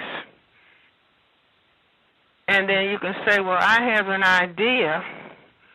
There's certain kind of codes of black mental health that if we practice them, it'll be an easier workday for all of us. And so you know, take the stops from Neely Fuller's work, stop name-calling one another, stop gossiping about one another, stop squabbling with one another, stop cursing one another, stop being discourteous, stop being disrespectful. And you say, well, I try to follow these codes because it makes the workday easier for me. Maybe I can share this with other people. Do you see what I'm saying? But it's no matter what the black person is doing, it's not of the magnitude, no matter what it is, tragically. Mm-hmm. It's not as great as what the system of racism, white supremacy is doing to all of us. And it's like you could be on, if you were on a basketball team and your teammate makes a mistake, you don't turn around and start squabbling with that teammate. You keep your focus on the cause of the problem. Okay. Is that helpful? Yes, that is. That's a real good analogy. That's something that I can keep in mind. Is whatever they do, it's not at the magnitude of what's being done to them and to all of us. Thank you. And what's being done to all of us, exactly. Right. Thank you. I'm going to keep that thought with me when I go to work tomorrow. Oh, God bless. Okay, thank you, Good luck Dr. to you. Okay, thank you. All right. Mm-hmm. Let's see. Sister Delisha, your line is open. Did you have a question for Dr. Welsing?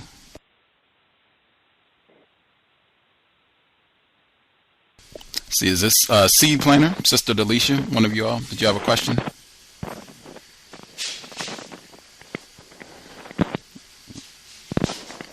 Last time checking, last four digits, 4016. Did you have a question for Dr. Welsing? Okay, I will assume they are just listening. Skype caller, Triumph 3000. Skype caller. Oh, we're echoing. If you can, let's see. Skype caller, Triumph 3000. We're echoing a little bit. If you can, if you're listening on your computer, if you could turn the volume down, maybe. We can't hear you. I'll open your line back up. Just if you could turn the volume down, that would keep it from echoing so that we're not picking up that distortion. I'll try your line again. Skype caller, Triumph 3000. Can I be heard? Yes, ma'am. Still echoing a bit. Let's see. Is that better? Testing. Let's see if it's better. I guess it's tolerable. Hello? It's tolerable. Go ahead. Thank you for taking my call, and Dr. Welsing, it's a pleasure to speak with you. I have a couple of questions, and I'll try to make them fast. Do it one at a time, please. Okay. My first question would be in regards to I've heard you say It's not about disrespecting white people or being name-calling white people, being disrespectful, and things of that nature. And in my experience with white people, and as I study white people, in my experience, they've been terrorists. They've been very, the terrorist is, I guess, the best word I could kind of come up with for what I would classify white people to be in my experience. So my question is, if white people are terrorists and have postured themselves, terrorists, yes, ma'am, and they have postured themselves as terrorists and enemy combatants of non-white people, because to me, to practice white supremacy is to posture yourself or to put yourself in the position of an enemy. If that is so, then if we're not supposed to be disrespectful or discourteous to white people, in your opinion, how should we posture ourselves in dealing with, communicating with white people? Are we to be courteous and shake their hands and be helpful and smile? And how do we posture? I remember what I said earlier, that black people have to understand racism, white supremacy, and talk about what that is. You see, in other words, if black people, you may not be able to talk about racism on your job, but when you are sitting down having coffee and socializing with other black people, you can talk about what your definition of racism, I hope your definition would be my definition of racism, white supremacy. That this is what we're talking about. And then black people, see, by black people transforming their understanding, first stepping into an understanding of what racism is, as opposed to just using the word as a boogeyman term, something that people are afraid of.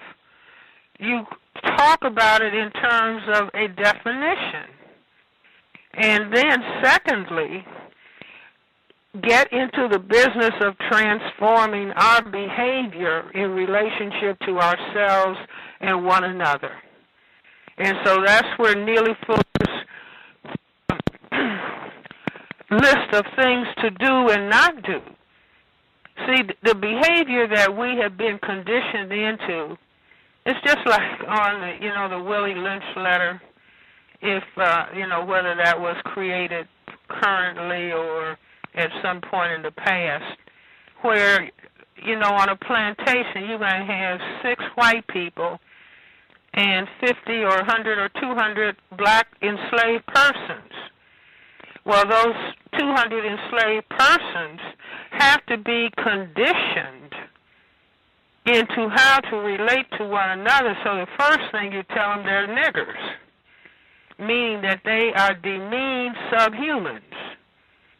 And you program them to think that about themselves. And then you give them a white image of God that they don't look anything like. And so you systematically program them to hate themselves and to hate each other, to fight and squabble amongst themselves. So by the minority in the big house on the plantation is able to control the 300, because the 300, aside from being worked to death, are behaving in a destructive way in relationship to one another.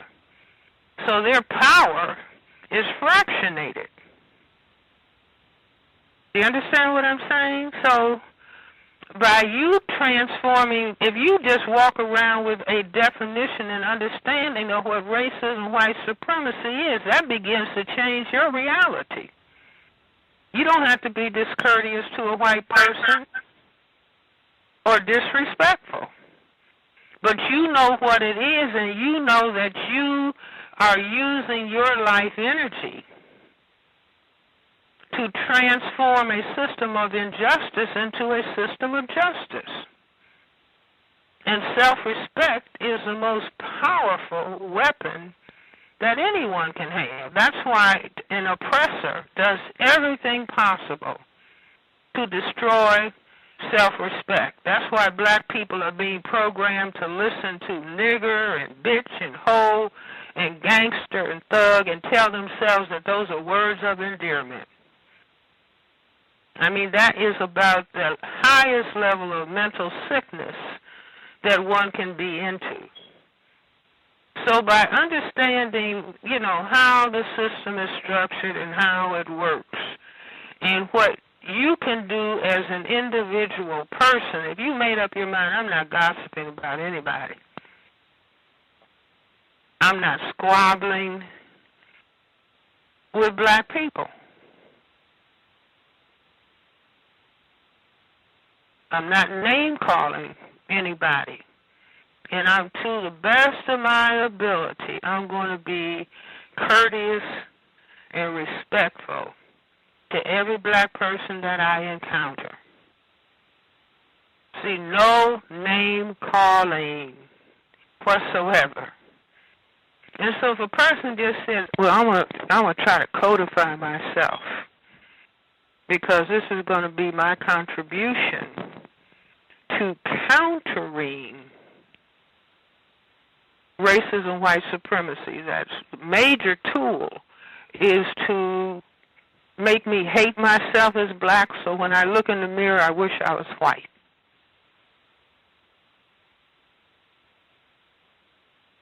I was just talking to a person today at my house, and they were talking, an artist, talking about they're going to put on a program where the blackest people are going to be on parade. Not demeaned and degraded, but shown in their beauty.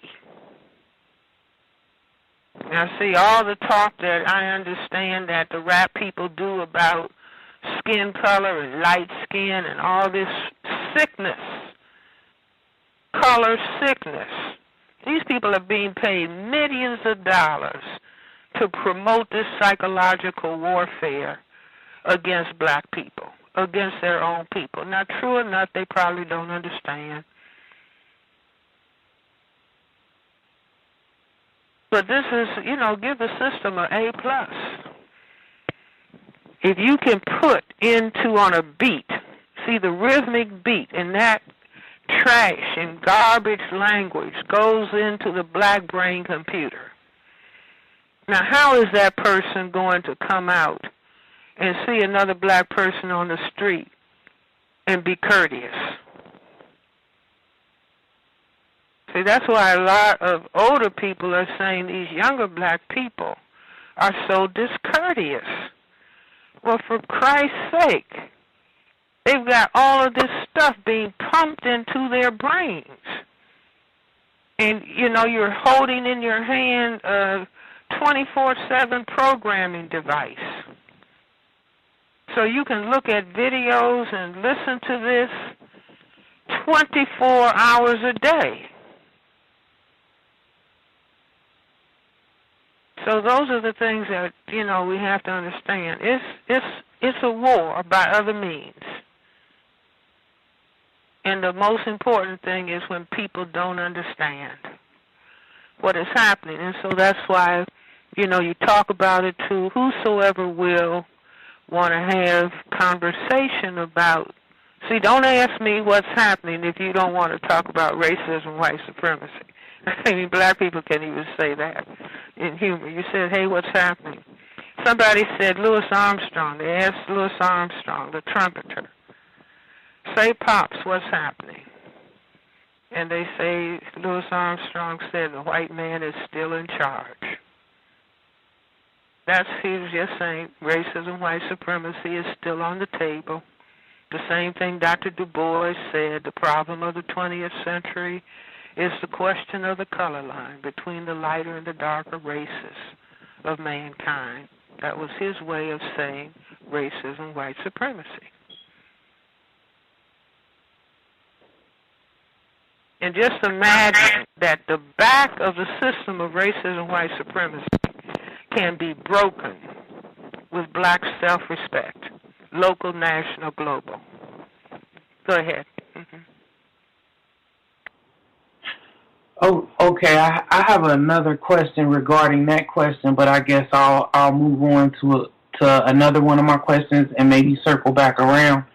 In regards to the Christopher Dorner situation, my question is, well, he outlines certain goals that he has in his manifesto, if he wrote it. True.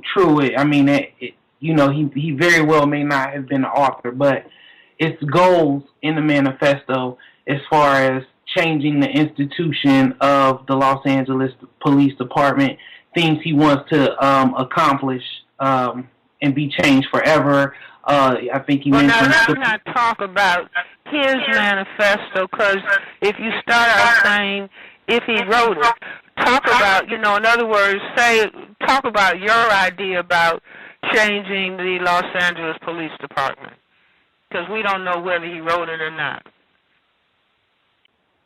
My question is in regards to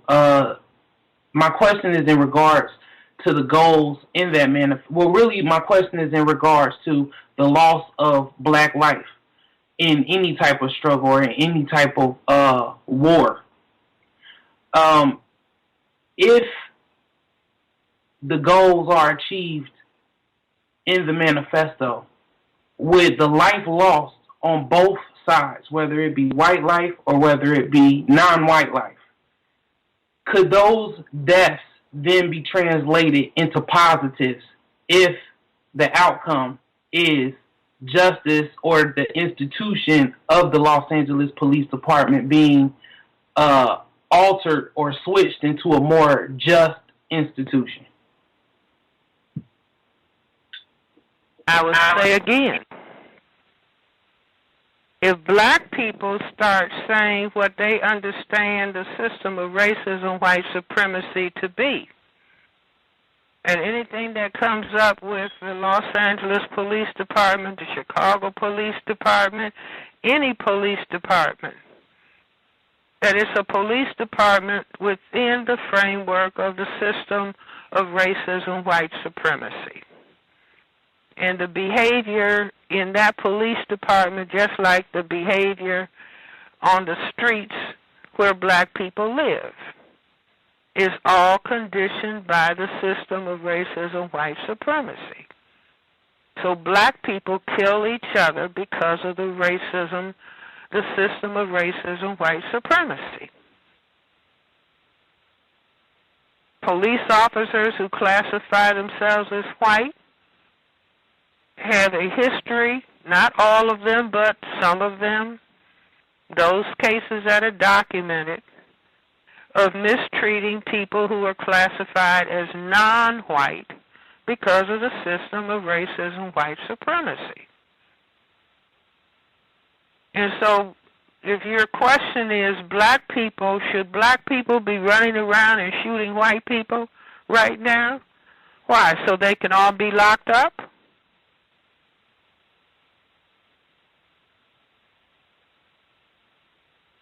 Rounded up and locked up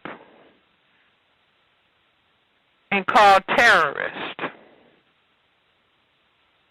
Would that be constructive for black people at this particular point in time? My answer is no.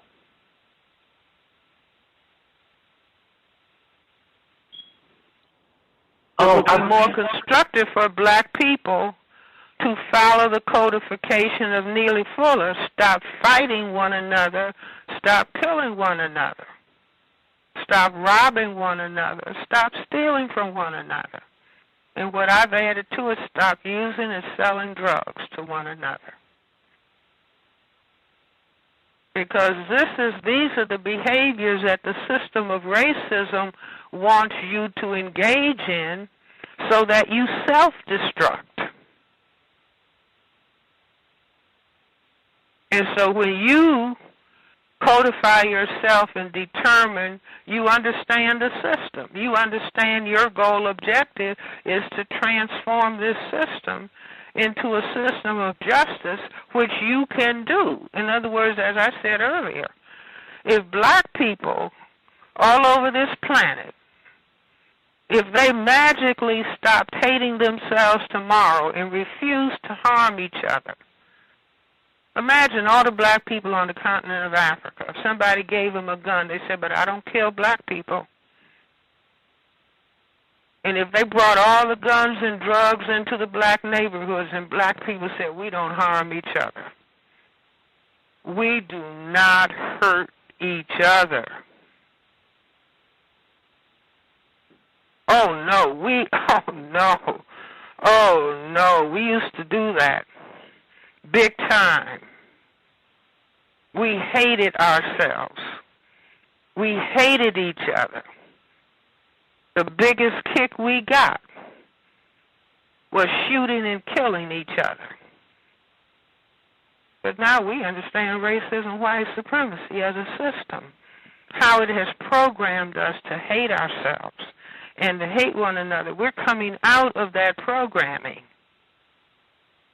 We're the parent people on this planet. Oh, no, we don't do that. If anything, we're moving towards changing the unjust system to a system of justice and becoming universal men and women. Oh, no, we don't. We finally understood how we were being programmed from formal slavery to all the other phases and stages of the system of racism, white supremacy. So we're different people now. You won't find anybody on the face of the earth that has a higher level of respect for themselves and manifest dignity than black people. Why? Because we're the parent people. We're the first people who knew about family life, first people who knew about civilization, first architects, first philosophers, first mathematicians, first astronomers. Now, granted, we were brought to the lowest depth of any people on this planet, calling ourselves niggers and bitches and hoes and gangsters and thugs and wallowing in that trash of the brain. But we don't do that anymore. We were out of awareness for a long period of time. But we are in awareness now. We don't do that. Now that's power. That's power. Not I'm going to get a gun and go and kill somebody. No, you stop the use of the gun. See, 9/10 of the people on the planet are people of color. If people of color determine we're not going to be killing each other, the gun industry is dead.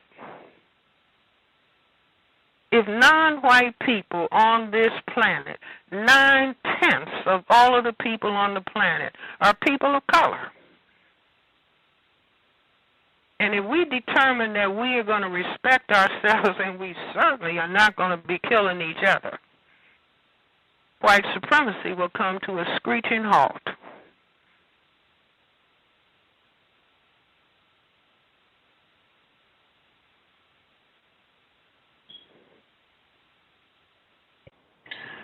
So, in your opinion, would you say that us changing our behavior towards ourselves, if we stop doing all of those things, do you think that will stop white people from being terrorists? See, in other words, right now, black people, we're being programmed by white supremacy to help maintain the system by killing each other.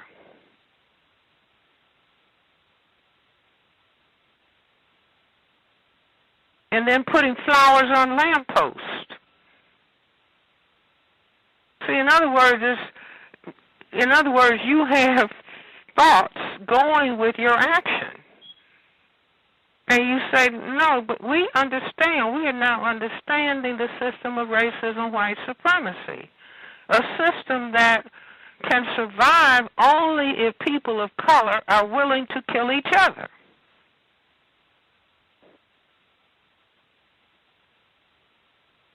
And so then you have the non-white people on the planet encircling white people, threatening them, but it's just like if you had a good grandmother. You're not my age, you're younger, but I hope you had a grandmother who, if you were doing the incorrect thing, she didn't have to get a broom and beat you. She just had to raise her eyebrow. And you knew to get your behavior in line. Because she had respect for herself and she didn't take nonsense from children. But she loved children. But she didn't take nonsense from them.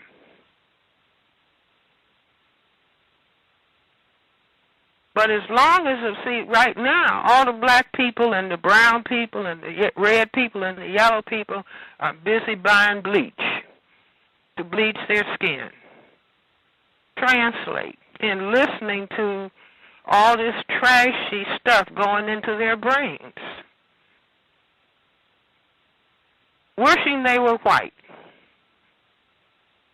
That's the brainwashing that has taken place.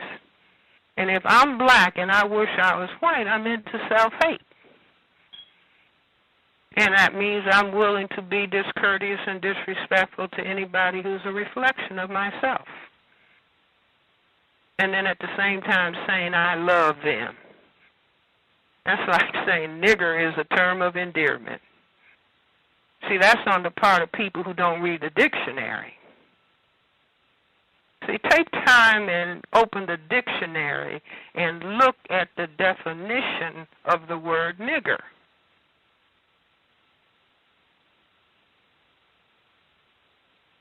And people who classify themselves as white in a system of white supremacy know what the word nigger really means.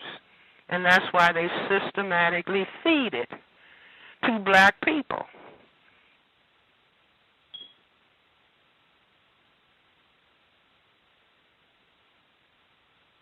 Yes.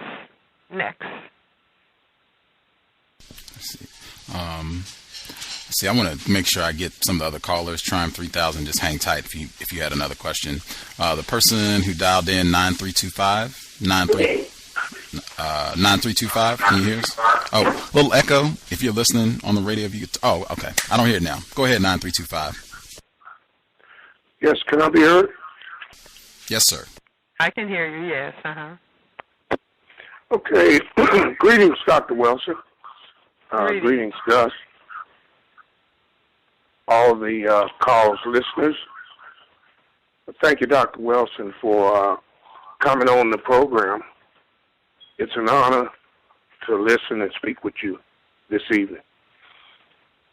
My question is, in a system of racism, known also as white supremacy, where the refinement process has developed a buffer group of non-white people in positions of authority over other non-white, where any opposition to the system that is designed to mistreat will be directed at another non-white person or person that is not truly in charge or in a policy-making role. How does a person in a subordinate position that is in opposition to that system get a grievance addressed? Well, you just, in other words, you know that the black person is not making the last word decision. And so if you make it a practice to not be discourteous or disrespectful to that person, knowing that they are carrying out the instructions of the people who are really in charge. And so you addressed your concerns. You may have to go step by step, but you address your concerns to the people who are in charge. But the buffer is put there so that you will, I think Neely Fuller uses the term shadow boxing, so that you will be striking out. See, that's like the person on the job and their boss says something to them unkind, and they come home and take it out on a family member because they were afraid to address the boss. And if you're ever afraid to address the white people in charge, just look in the mirror and say, now, I'm really afraid to say something, even in a polite way, to the white person who is in charge.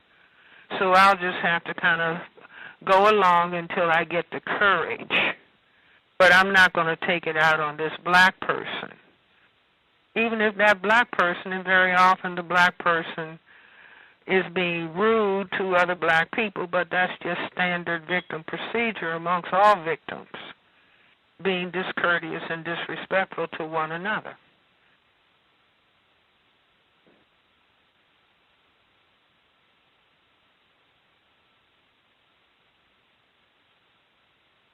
Okay. Addressing the source. It's like the plumber comes to your house because you have water flooding, and the plumber doesn't tell you to get a mop. The plumber says, I've got to go to the source of the problem.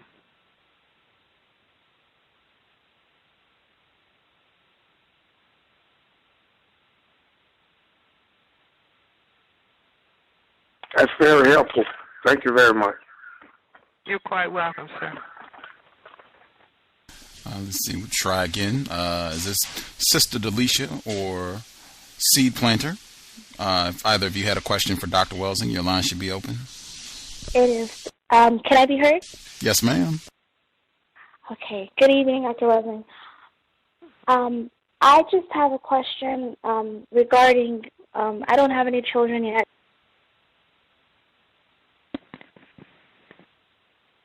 Oh, okay.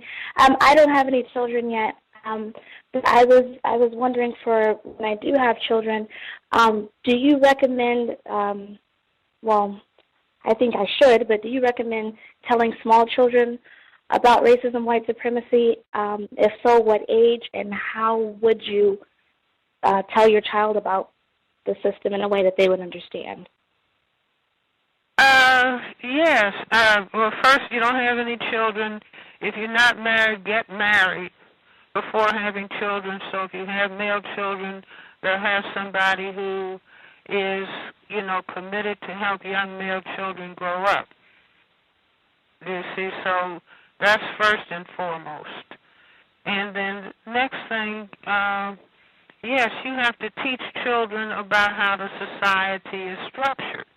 But you can teach them that by, telling them that they're beautiful children. And not saying things to them about, oh, I wish you were lighter. Oh, too bad you're so dark. Oh, your hair is so bad. Oh, I can't stand having to deal with this hair. Or seeing a child on the street who's light-skinned. Oh, look at that pretty little boy. Look at that pretty little girl. See, all of this color sickness talk that goes on 24/7 amongst black people, and we don't have to be ashamed to say it. We just have to say, oh, this is language taught by the system of racism, white supremacy. And we have taken it in hook, line, and sinker. Don't marry anybody darker than yourself. All of that. And limit television, because I was saying to a group of people the other day that the television is the major teacher of racism, white supremacy. So you put a little 2-year-old, a 1-year-old, a 3-year-old in front of a television set, and they see white, white, white, white, white, white, white, white, white, white, white, white, white, white, and then if it's a program of black people, you see black people acting silly, laughing and climbing on tables, See, they even have commercials with black people looking stupid. A black lady licking a soup bowl. See, and black people have to get on top of that and start calling these product producers and say, wait a minute, I don't like that commercial. I don't like that commercial.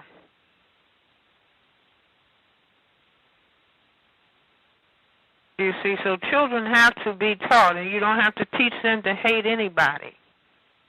You teach them to respect themselves and that they're beautiful as black children.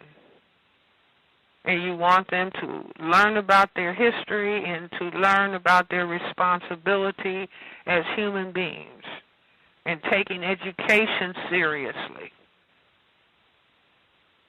See, that's why people have to stop breeding, having so many children, and they can't take time cultivating and helping the child learn to read and to write and to enjoy learning because they're too overwhelmed. So these are things that we have to think about, and the production of children, you see, is absolutely critical, because when you don't take care of children, if children are abused, not taken care of, the depression that male children go through when they don't have a father 24/7, and they become hurt. But male children, they are, they are told, oh, you don't cry. And so they just stuff it down and become hurt and angry. And they can take those angry feelings to school. And it's really because they long for the father and the father's not there. I mean, who's going to show them how to be a male person? I've had male children say, Dr. Welsing, if I had a father, he at least could have taught me what goes on under the hood of a car. Or, Dr. Welsing, I think I could do my homework if I just had an official father. So we can put a moratorium on bringing children in the world. See, if I could wave a magic wand, black people wouldn't have sex until they're married. Now, sex is wonderful. That's not what we're talking about. We are living under war conditions. And we have to figure out how, even though the system of racism, white supremacy prevails, how are we going to develop strong children who can function second to none, while we are planning to replace this system with a system of justice? And male children need their fathers. And because so many men are in jail, on drugs, otherwise made dysfunctional, and women get desperate. Well, if I have his baby, he's going to stay. No, it doesn't work like that. Or if I have a baby, he's going to love me. No, if a man doesn't have a job, he can't support himself, he cannot support a wife, and he cannot support a child. When you say, I'm pregnant, you're going to start looking like the ugliest person he ever saw. Why? Because he doesn't have the wherewithal. The system of racism has deprived him of the wherewithal, and he hasn't figured out how he is going to demand that for himself. So we have to reorganize our thinking about economics, education, entertainment, labor law, politics, religion, sex, and war. And another thing, I had a little 5-year-old tell me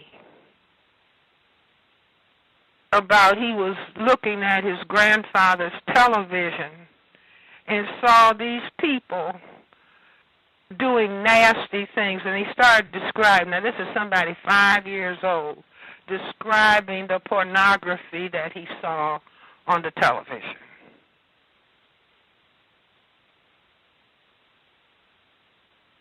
See, we've got to get on top of what's going on in this society. We've got to get on top of who are we supposed to be as a people and how are we going to get ourselves there, which calls for a whole lot of serious thinking and reflecting on ourselves, not demeaning ourselves, but reflecting on, wait a minute,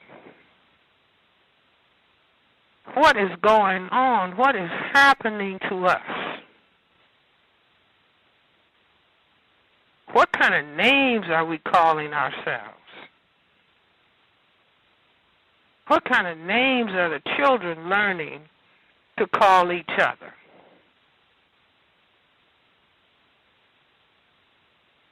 And, you know, thinking, well, we've got to correct this, as we simultaneously understand all of this is byproduct of the system of racism, white supremacy. But, see, the creator of the universe made us the parent people. And the creator is waiting for the parent people to wake up and straighten up the house.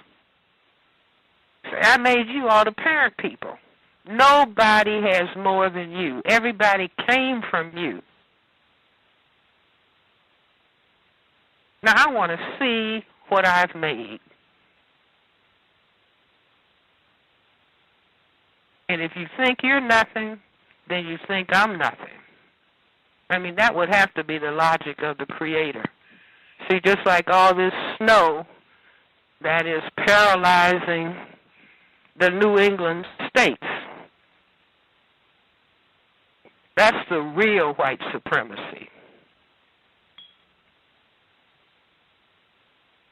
See, that's the universe and the planet and the conditions showing who's boss. So people who think, you know, white is supreme, well, then you master the weather.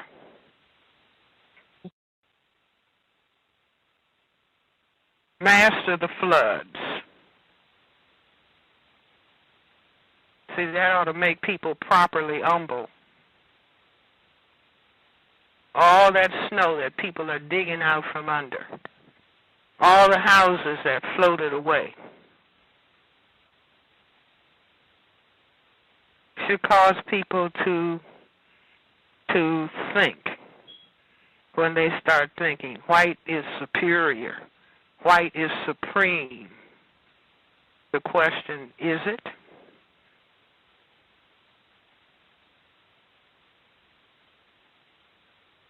Any other question? Yes, ma'am. I guess you kind of answered this one. So if my future children ask a question like, my mother made a comment to my partner the other day and complimented him on having good hair. How should I just explain to the child, hey, yeah, that's what racism, white supremacy does. It makes you think that your hair is bad and that if it's not, tightly coiled, then it's bad. Not that hair could be good or bad. It's doing what it's supposed to be doing. Should I explain that? And also, I just wanted to know how to kind of maybe at some point explain to, because I have nieces and nephews as well, like something like the Super Bowl, something that's just such a big deal. How do you explain that to them? Why I'm not watching this? This is why I don't watch television, because I don't own a television. I just wanted to know how to explain maybe those two things as well, and then I'll be done. Host, I'm going to have you answer that question again because the voice is going in and out on my end. Okay. My mother made a comment to my partner the other day. She said that his hair was good hair. So I'm wondering, what? His hair was good. He had good hair. And so I was wondering if there were a child present, whether my child or one of my nieces and nephews, would that just be something that I would explain? The system of racism, white supremacy has made us believe that the closer our the further our hair is from being tightly coiled, which is what it's naturally supposed to do, that's what that is? Is that something that I should say? Did you ask your mother what does she mean by good hair? He said, I don't know what that means, and we just kind of laughed about it, but no, she's not old. She's older. She's 62, so we just kind of don't go there with her. So I was just well, you know what she meant by good hair. She meant hair that is less helix and more straight.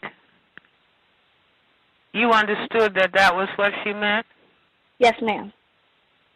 Okay, so you know she's saying that hair that looks more white. And so that's just, you know, racism, white supremacy instruction that, you know, black people have been indoctrinated with, which is an aspect of helping to maintain racism, white supremacy. Okay. You see, so she doesn't have to be condemned. You just have to understand that's just a part of what the system of racism, white supremacy has taught black people, and black people have absorbed it. And so now that black people are beginning to understand what racism, white supremacy is as a system, they know what they must do with that kind of thinking. Without, you know, you don't have to condemn your mom. You just know where those thoughts come from and monitor your own thinking. Because your children will know what you think. I see. One more question. I'll be finished. How do I explain? Because I don't watch television at all, and people think that I'm strange because I don't. So how do I explain? I'm sorry. Can you speak a little louder because your voice is going up and down, so I'm missing part of what you're saying. Oh, no, absolutely. I said that I don't watch any television, so a lot of times I don't know what's going on in like pop culture and things like that, and so I miss a lot of things when talking to fellow victims of racism. But one of the things that I get asked, or in the last few weeks I was asked about a lot, was the Super Bowl. How do I explain that to fellow victims of racism, why I don't watch sports, and how would I explain that to a child as well? Host, can you repeat, how can I explain what exactly is she saying? I'm sorry. Something I don't know like if it's my phone or not. The Super Bowl, like sports, the Super Bowl, and all the, you know, finals and basketball and all of those things. How would I explain that to a child and other victims of racism who are, you know, my age? Wait a minute, how would you explain what? The Super Bowl, sports, watching sports. I'm not understanding. I think she was saying... How would you explain sports? I think it was, how would she explain not watching the Super Bowl, not watching television? How would you explain that to children? Oh, how would you, to the child? Now, you can just tell children, no, we only use this at certain times. And then as a parent, you determine the time that it is used.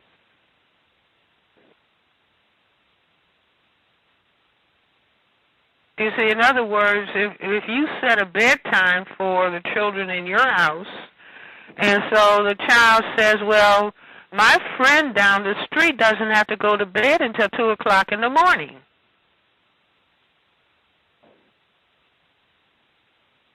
So what do you say as a parent? In this household, bedtime is such and such and such.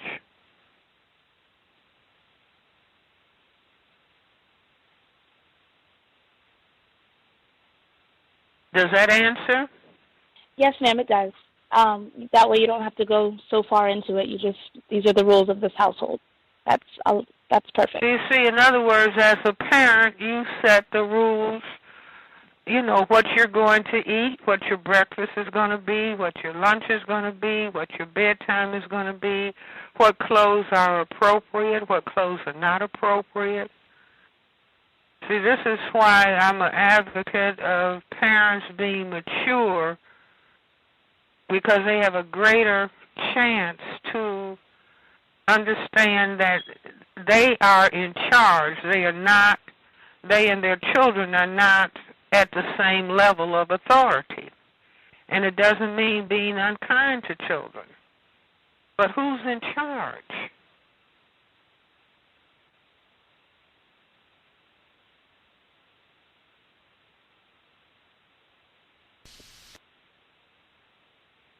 Do you think that it would be... That's important for parents to know. Who's in charge?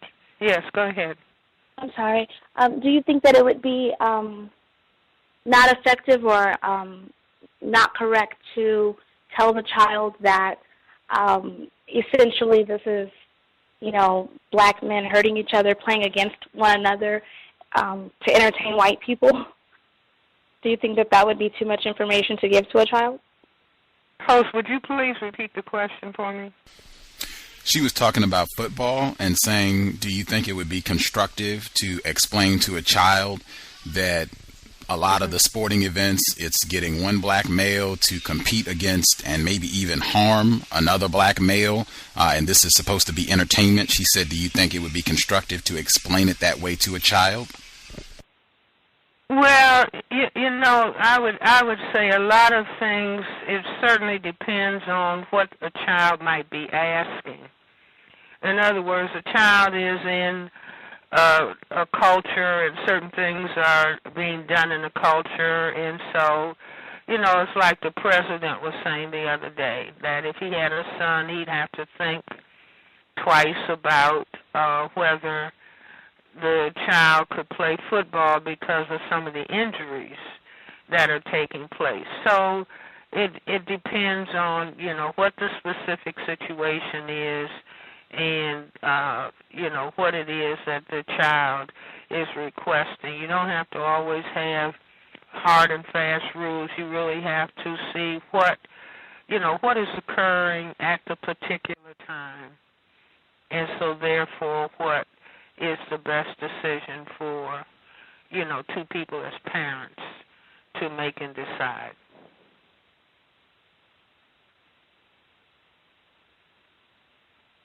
Okay. That works. Thank you for taking my question. You're welcome.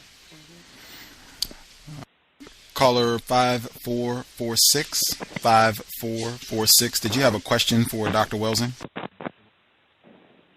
Yes, good evening, Dr. Welsing and Gus. Good evening. Mm-hmm. My question is, this is for an individual or individuals who are off the plantation. And when I say plantation, I mean working. And these are retired individuals who are now no longer subjected to some of the challenges that people face on a daily basis, non-whites, who go into the plantation. You mean in the workplace? Yes, in the workplace. What do you think these individuals who are no longer subjected to these challenges, what can they do to further our cause to get us to a point where we are,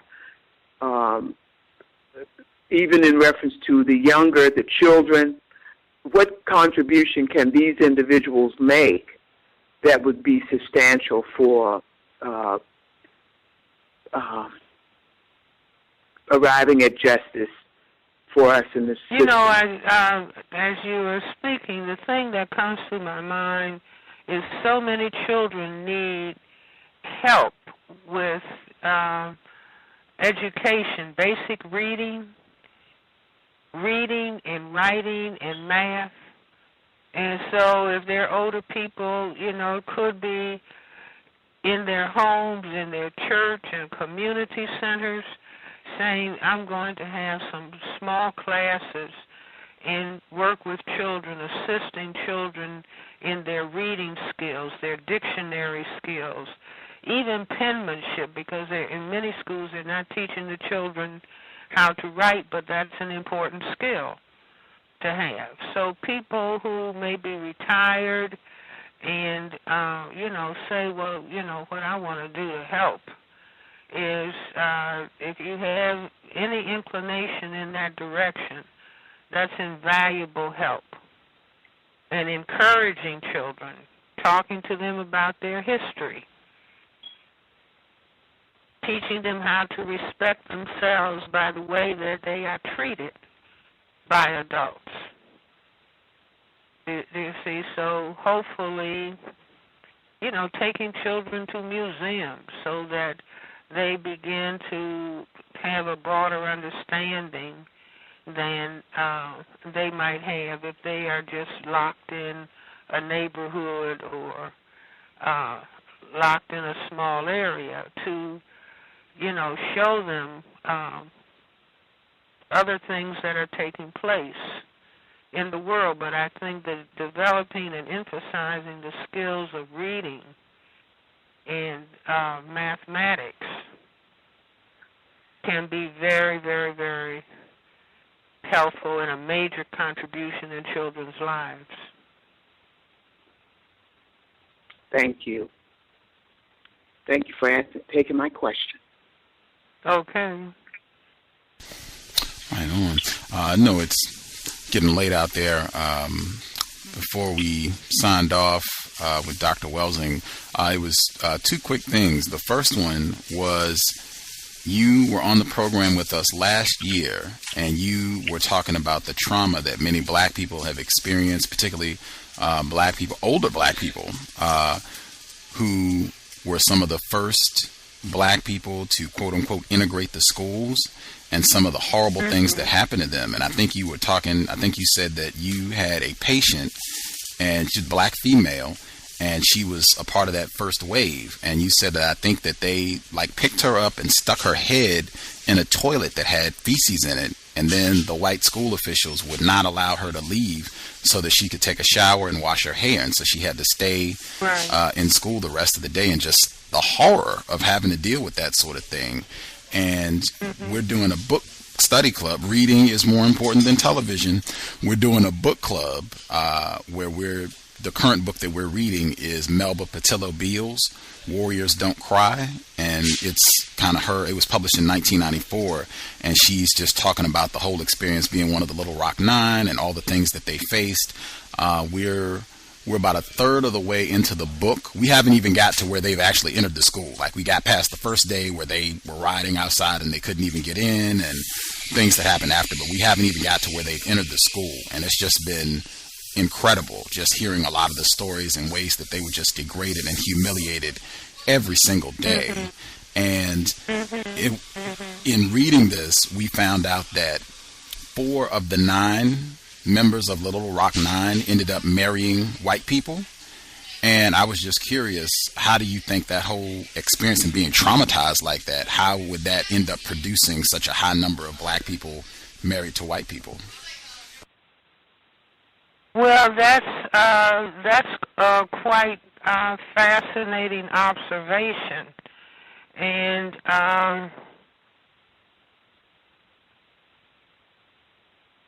it's as though at a certain level, it's a subconscious, and I certainly can't speak for the individual people. I would say that kind of reaction and response can be understood and interpreted to mean it's like the prisoner who is abused, and so then they join with. I mean, it's like black people accepting the image of the slave master as God. Do you see, when black people were being beaten and abused 24/7 when we were in formal slavery, and then the slave master giving the enslaved Africans the image, their own image, the image of a white man, and saying this is God, and then the black people loving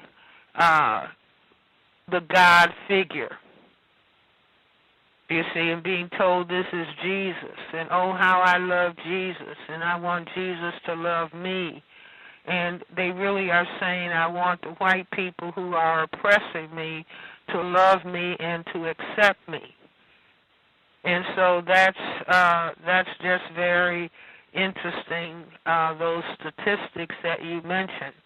I think of another patient who who told me many years ago that her experience in being one of the first to integrate the school and having ice cream smashed in her hair, and many years later, the person breaking down in tears and crying about that trauma. You see, the people who went through that, they have every right to have diagnosis of post-traumatic stress because they were in a war zone and they were in fear of loss of life every day. And these were children, you see, and they really need to be recognized as heroes in a war and heroines in a war.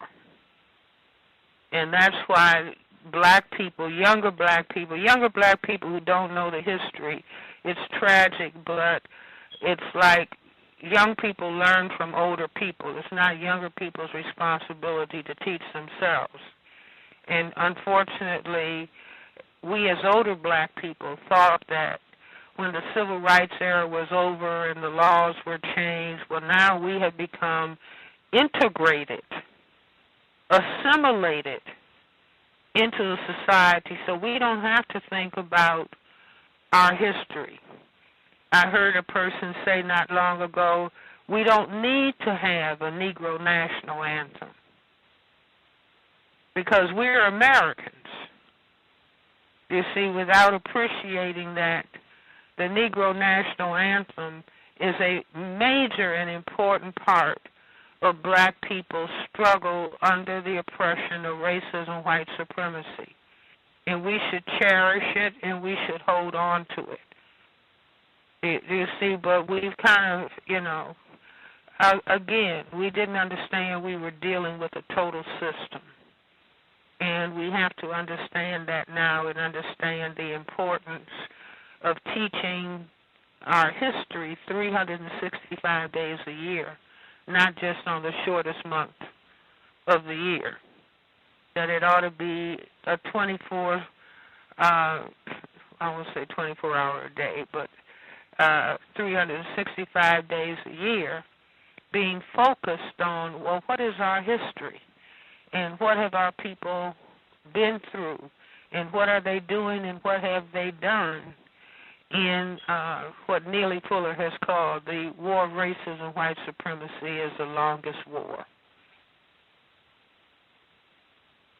Because without knowing your past, it becomes more difficult to determine where you are and where it is that you need to go.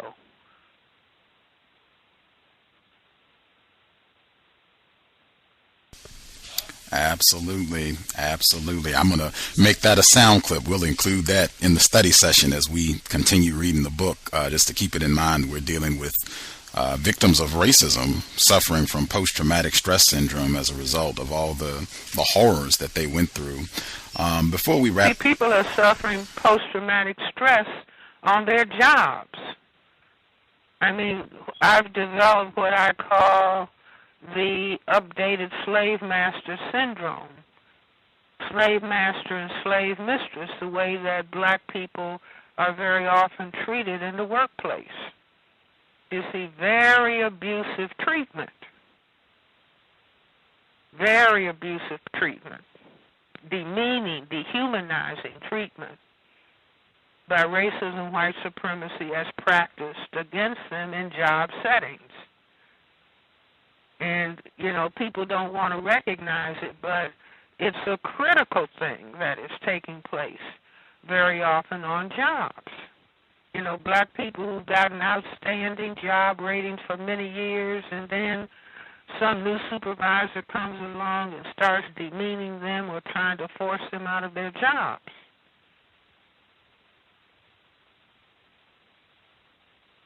And giving them, nitpicking and harassing them every day they go to work, and they become fearful of even entering the workplace because they're going to be attacked.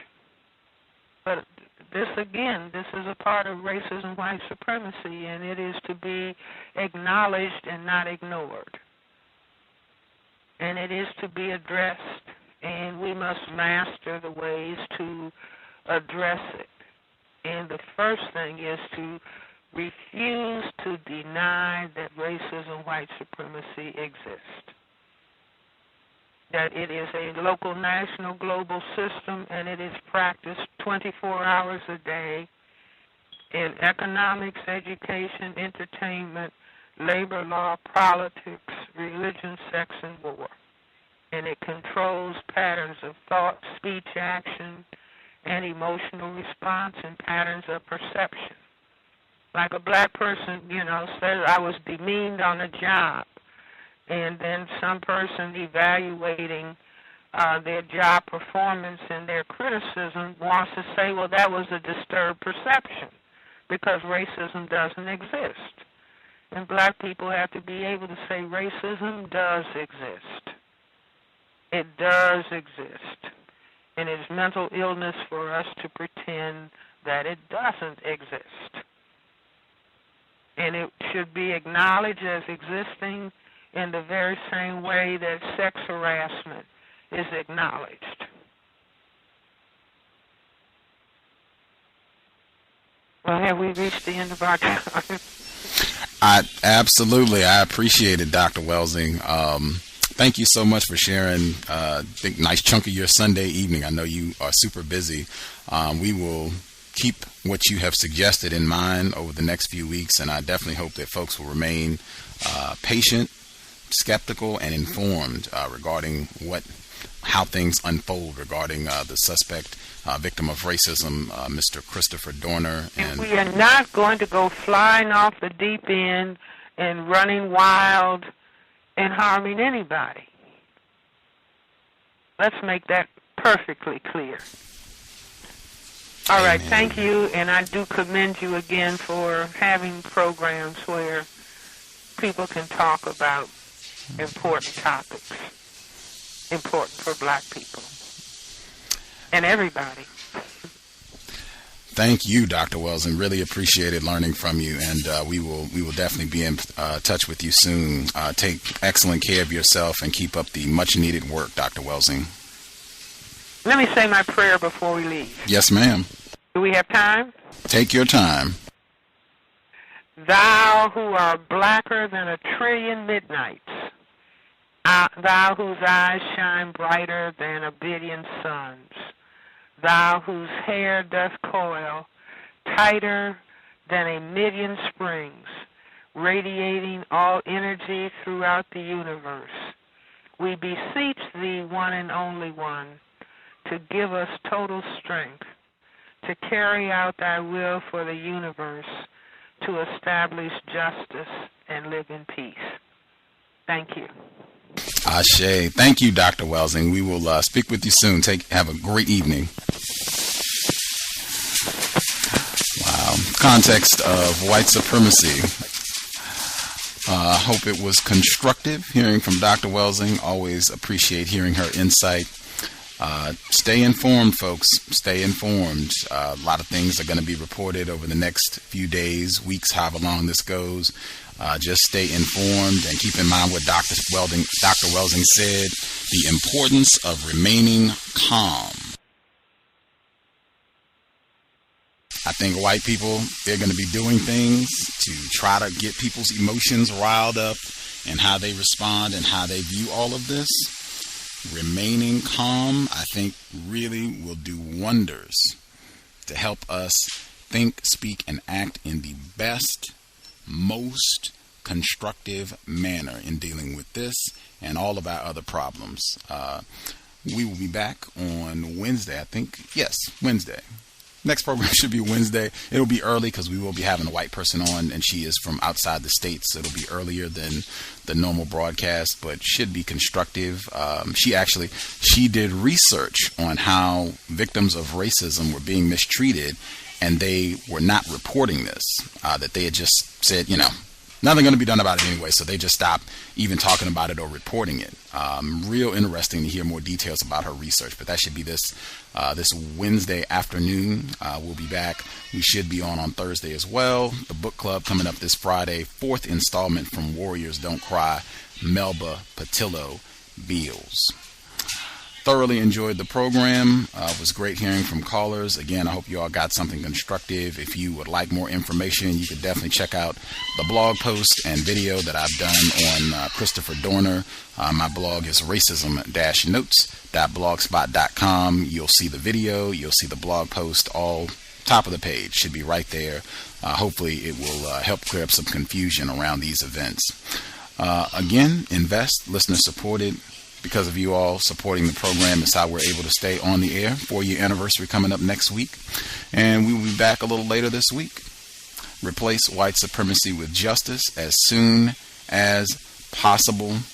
Make sure you keep in mind that all non-white people are victims of racism, and that as long as white supremacy exists, no black person qualifies for mental health. It is an exercise in mental health for black people to abstain from name-calling and squabbling with other black people. That should be repeated like 20 times a day. Glad to hear from everybody. Context of White Supremacy signing out. Thank you all for tuning in. I am so proud of Negroes who are proud of being Negroes. They are what God made them.